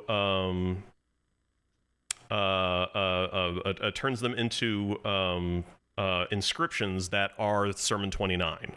So Sermon 29 is kind of the captive sage, this person in a sensory deprivation tank, spilling out their essence into the contents of Sermon 29, which is and it's relevant because Sermon 29 is where we get all the numbers to find the hidden message in the 36 lessons that Vec the Mortal implants in there to admit her guilt. And it's also the start of the numerological path to Amaranth, if I remember correctly. That is also correct, yes. Yeah, and sorry, just having looked it up, it's the Mystics of the Number Room. Oh, right, there you go. Yeah. So who the fuck knows what that is? In case. Yeah. Math class. Yeah. Math class, right? So isn't this fun, everyone? Yeah, Sermon 29 is actually really, really unbelievably dank. It's just parts of it don't line up as well as it would be as I would like, but parts of it are just so beefy that it's really fun to get into. Sermon 30 is the Scarab. Everybody knows what the Scarab is. Scarab transforms into the new man, right? Yes. Sermon 31 is the listening frame. This I thought was the wasn't it the no, the ebony frame is what I'm thinking of. Yes, the ebony listening frame. Yes. So this is this is a reference to the way that they shut Izmir down. The use of Muatra as a muffle to stop Izmir from shouting. Unfortunately, Sermon 31's contents doesn't have anything to do with that. No. Good luck. What's good about Sermon 31 is that it's Vivec writing down her actual thoughts of like what's actually going on in her head, the way that Z emotionally feels about things, and then and then censoring it and covering it up. So maybe that's the ebony listening frame, is that just like they covered up Izmir's head, maybe the ebony frame is used to cover up the truth in Sermon 31. I don't know. It feels like a reach, but it's the best one that I've had so Using far. a black Sharpie to Oscar censor documents. in chat just literally beat me to that. So, like maybe it could have also like the ebony frame could also refer to the black box of I think Meridia or something like that. So like okay, I'll look into that. There's also in the first 6 lessons, Boethia also talks about Lorcan as being the frame maker. So 32 is the false call. This might be relevant to the content of 32, which is the scripture of the mace, which is the idea of James, you've brought this up before. This is based on something, a philosophical point of hammering in the truth. Yep. It's the idea that truth is is an imposition on the world. You are saying that something is the case, and so you are exerting a form of violence upon reality to say that reality must take a certain form in order for it to be true. Something observer effect, something. Yeah. Quantum physics. You observe, and therefore you change the result. Yeah. And although it's potentially more intentional than that, it's not that. It kind of goes beyond perception to what's the word I'm looking for? Prescription. It's going from the is to the should, and making the is and the should the same thing involves violence. And yes, Vivec, I get the impression that Vivec doesn't like that very much because the type of violence that it gets equated to in the sermons is always blunt force. It's the scripture, the mace, and then Numidium is destroyed in the manner of truth, a great hammering. It's not delicate. It's not like you're taking a fine razor and just making something masterful out of it, or taking a chisel to stone or anything. You are smashing things. Yeah. You're destroying all the maybes to make what is. Yeah. And does that speak to Vivec's pathology about the difference between their previous existence and the one that they truthed into being? Well, I mean, like the Dalai Lama says, we hate in each other. We hate in other people. We hate the most in ourselves. Yeah. So maybe Vivec's objection to hammering in truth is the fact that Vivec is guilty of it. Yeah, because the fact that Vivec is hiding behind her back a very large bloody hammer, big ass hammer. Yeah. Because these exercise vast amounts of violence against the Dunbar people in order to make everything the way that Z wanted it to be. I mean, for God's sake, Vivec's holding a giant turd rock over the city. Love me, colossal ball of shit that will destroy them if they stop loving them. Let's see. 33 is the anticipations. This might be numerological of the wise times 11. So no, it's 3 and then 3 again. That's how I saw it. Oh, okay. Yeah. All right. Sure. That makes sense. Yeah. The 3 and the 3. And then the 3. Yeah. Yep. That works. 34 is a lawless grammar. I thought for sure this was going to be about the word, but turns out not so much. 35 is a prison shirt. I have no idea. I have literally in my notes, I'm like, what the fuck is this? I cannot figure that shit out. Prison shirt. The first thing that comes to mind is the ready man's armor. The idea of a prison shirt is something that they sometimes practice in BDSM for robbing people of oxygen. The rubber shirt that you wear, and it keeps you from breathing through your skin. And it's supposed to create this sensation of panic and unease, emotional distress. Or could it have something to do with the prisoner? Which again brings me to the captive sage, but the prison, a prisoner, maybe it's the shirt worn by a prisoner. That's a good thought. 36 is the hours. It's the book of hours. It's the resolution of the book of hours, which is the 36 lessons. So and perhaps then the prison shirt is Vivec realizing, oh shit, I'm not a prisoner. Yeah, I've got the shirt, but it doesn't fit. Yeah. It's also the scripture of love, which, if we're looking at it in the Crowley sense, love is action under will, and Vivek is finally realizing what the will should be. And it's not what he wants. Yeah, exactly. Which is the way it's always going to be. That's the case for everybody. That's the hardest part. Can't always get what you want. No. But if you try sometimes, you might just find you get what you need. So that's the very, very brief explanation of Sermon 29. Sermon 30, you basically got Sorry, hang on real quick, because then like Sermon 29 is also the whole, take the numbers and put together, Vivek did not lead to this crime, blah blah blah. Murder. Yes, foul murder. Well, no, foul murder happens in 36. Yes. 35 is Vivek being pissy at people. Because Vivek basically just came away from all this stuff learning that he's not going to be like the big hero that, God that he had in her dreams. And so all of a sudden it's Vivek's blowing up people and saying, and I quote, "No one knows what I am," which is no one understands me. Well, but neither does Vivek. Not even me. Yeah. And I think that's pretty good. The same for every teenager though. So, but this is also City Face, and which Vivek murders with a short blade of proper commerce. I don't remember if I had something for this. No, I don't. Okay, not yet. Well, right. I have some things. Okay, shoot. Well, why do you organize a city in the first place? Why do you charter a city? Resources among people? Commerce. Tasks. That's commerce. So you're thinking this could be like the organization of chaos? And literally just city planning. Well, it's important to remember what the behavior and statements of City Face. Which City Face is trained by the Grabbers to be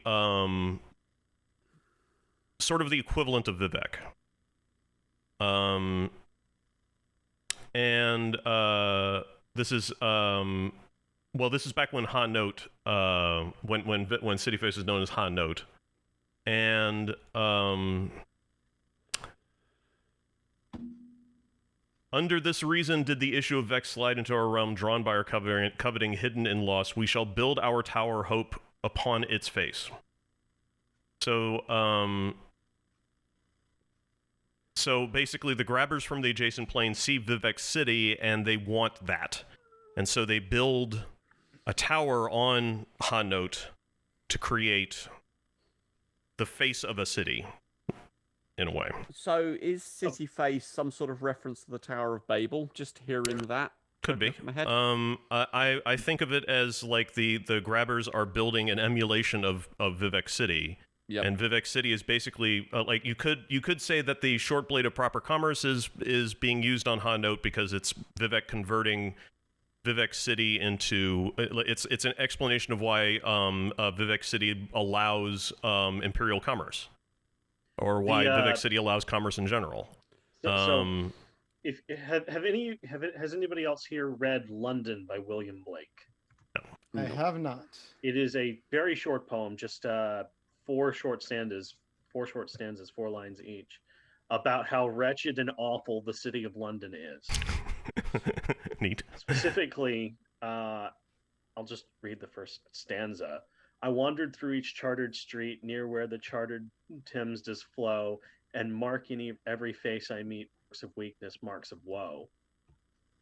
The organization of Vivek City is designed to use, and the conversion of City Face into Vivek City is designed to create another way to cut the people of Ardenfell into shape.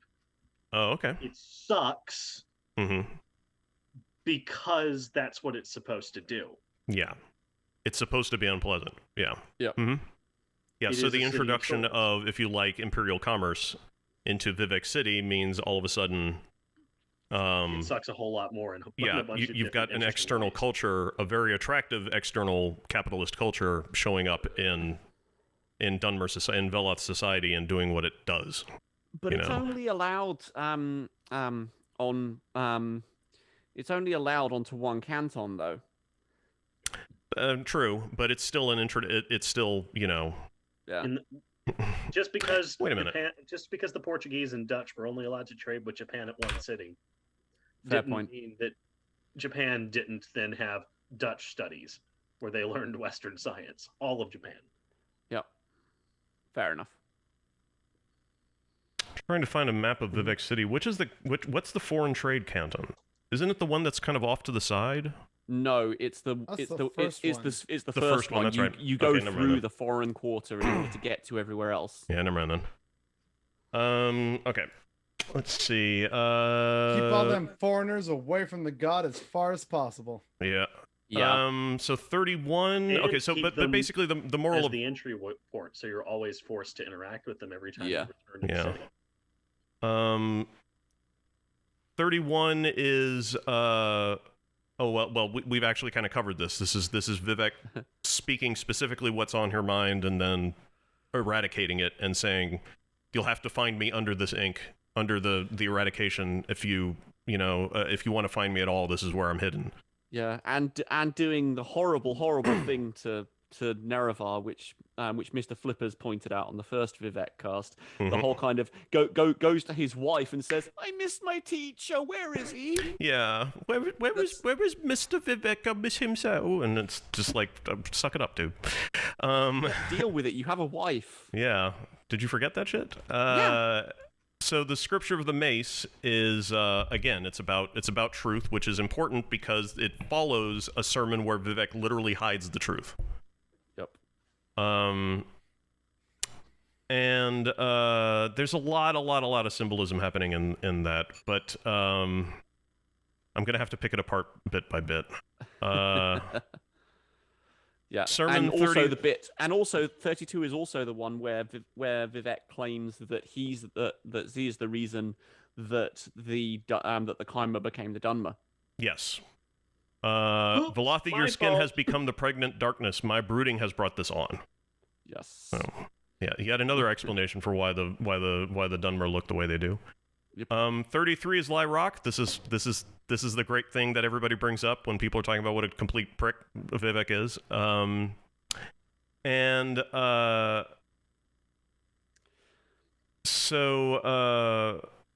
Except in this one, it's not an asteroid thrown at Vivec City by Sheogorath. It's one of Vivec's children.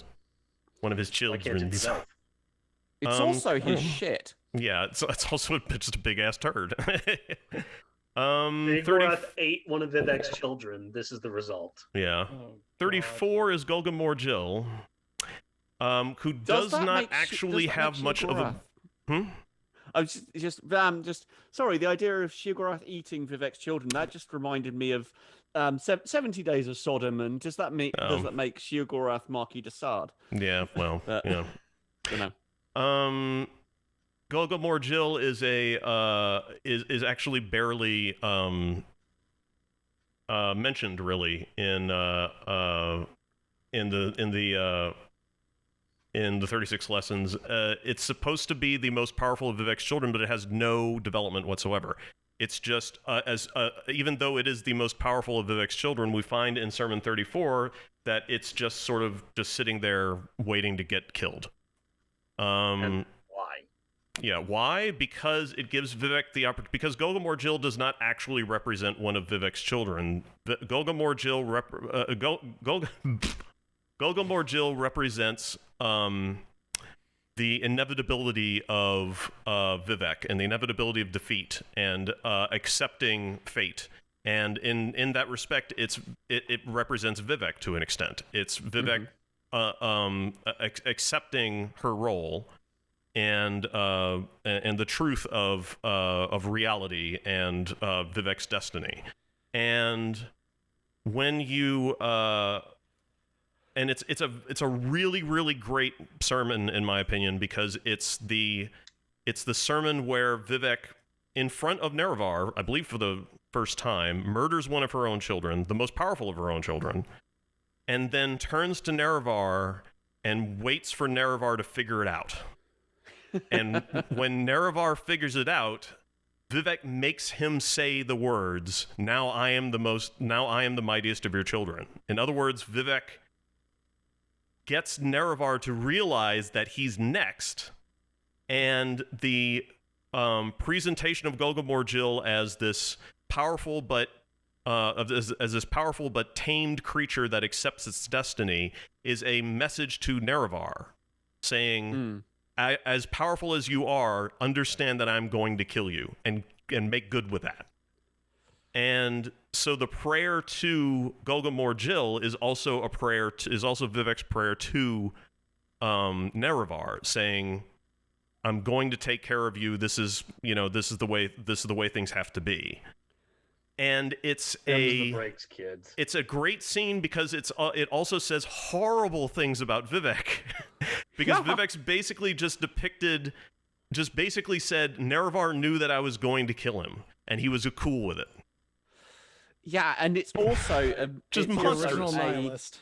I see that the reiteration of that poem as well, as the thing that Vivec said to his mother in the first instance. Mm-hmm. Yeah.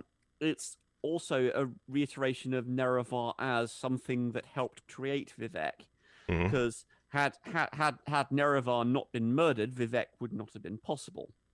Yeah. Yeah. It is a little bit like the Book of Judas. Yeah.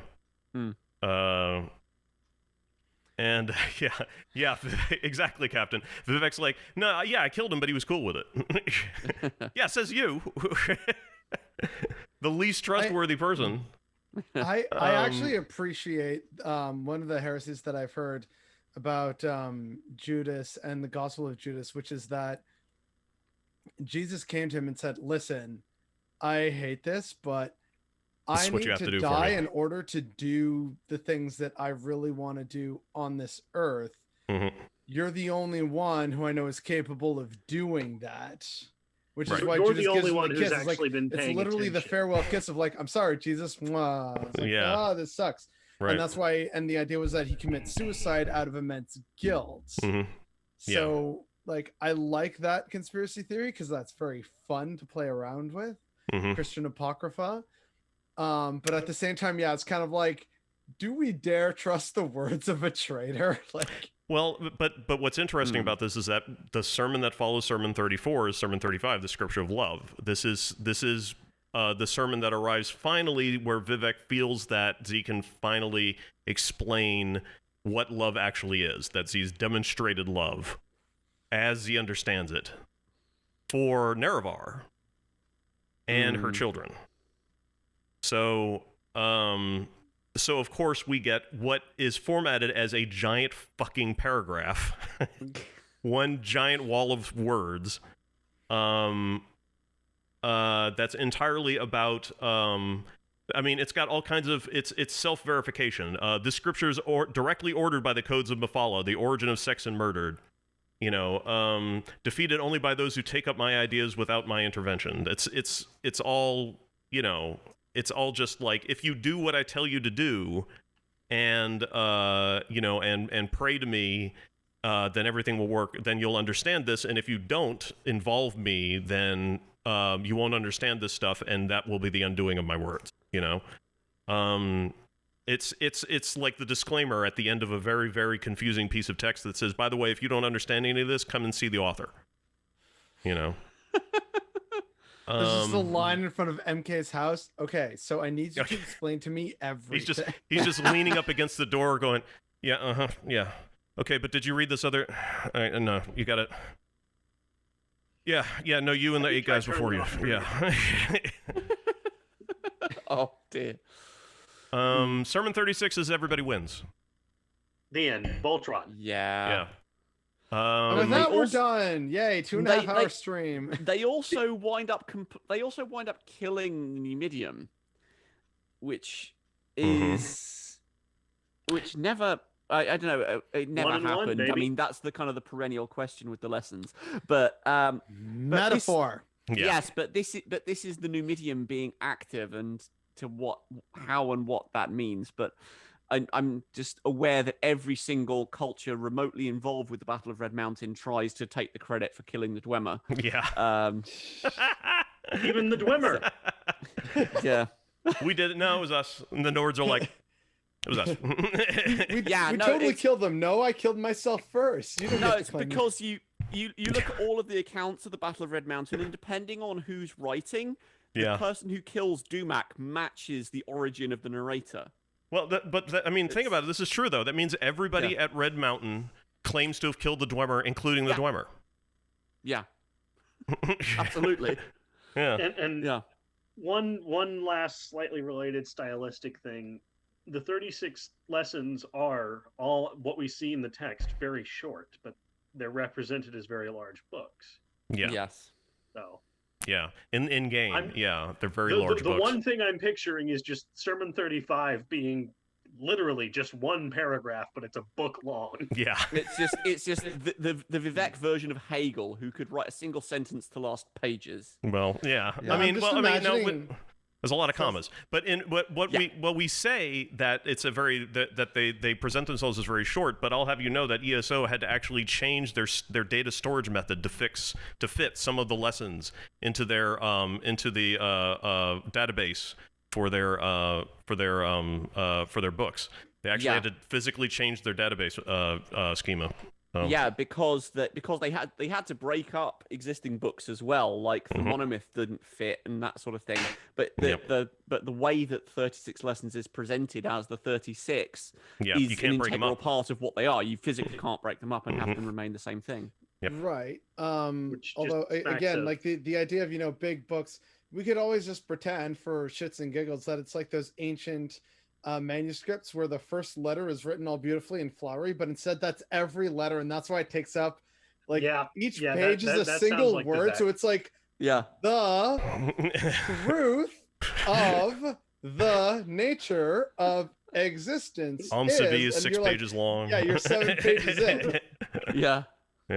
Each book costs about like $3,000 to reproduce. That's my head canon, and since Coda makes everything canon, that's legit. So we have gone 2.5 goddamn hours. They're Numidium. Guys, we need to give we still have somehow I think we have 34 people in chat right now. I don't know how the fuck all of you guys are still here. Wait, thank you for staying with us, and we need 2 more. No, we don't know. Yes. 10 people leave. What about Sermon 37?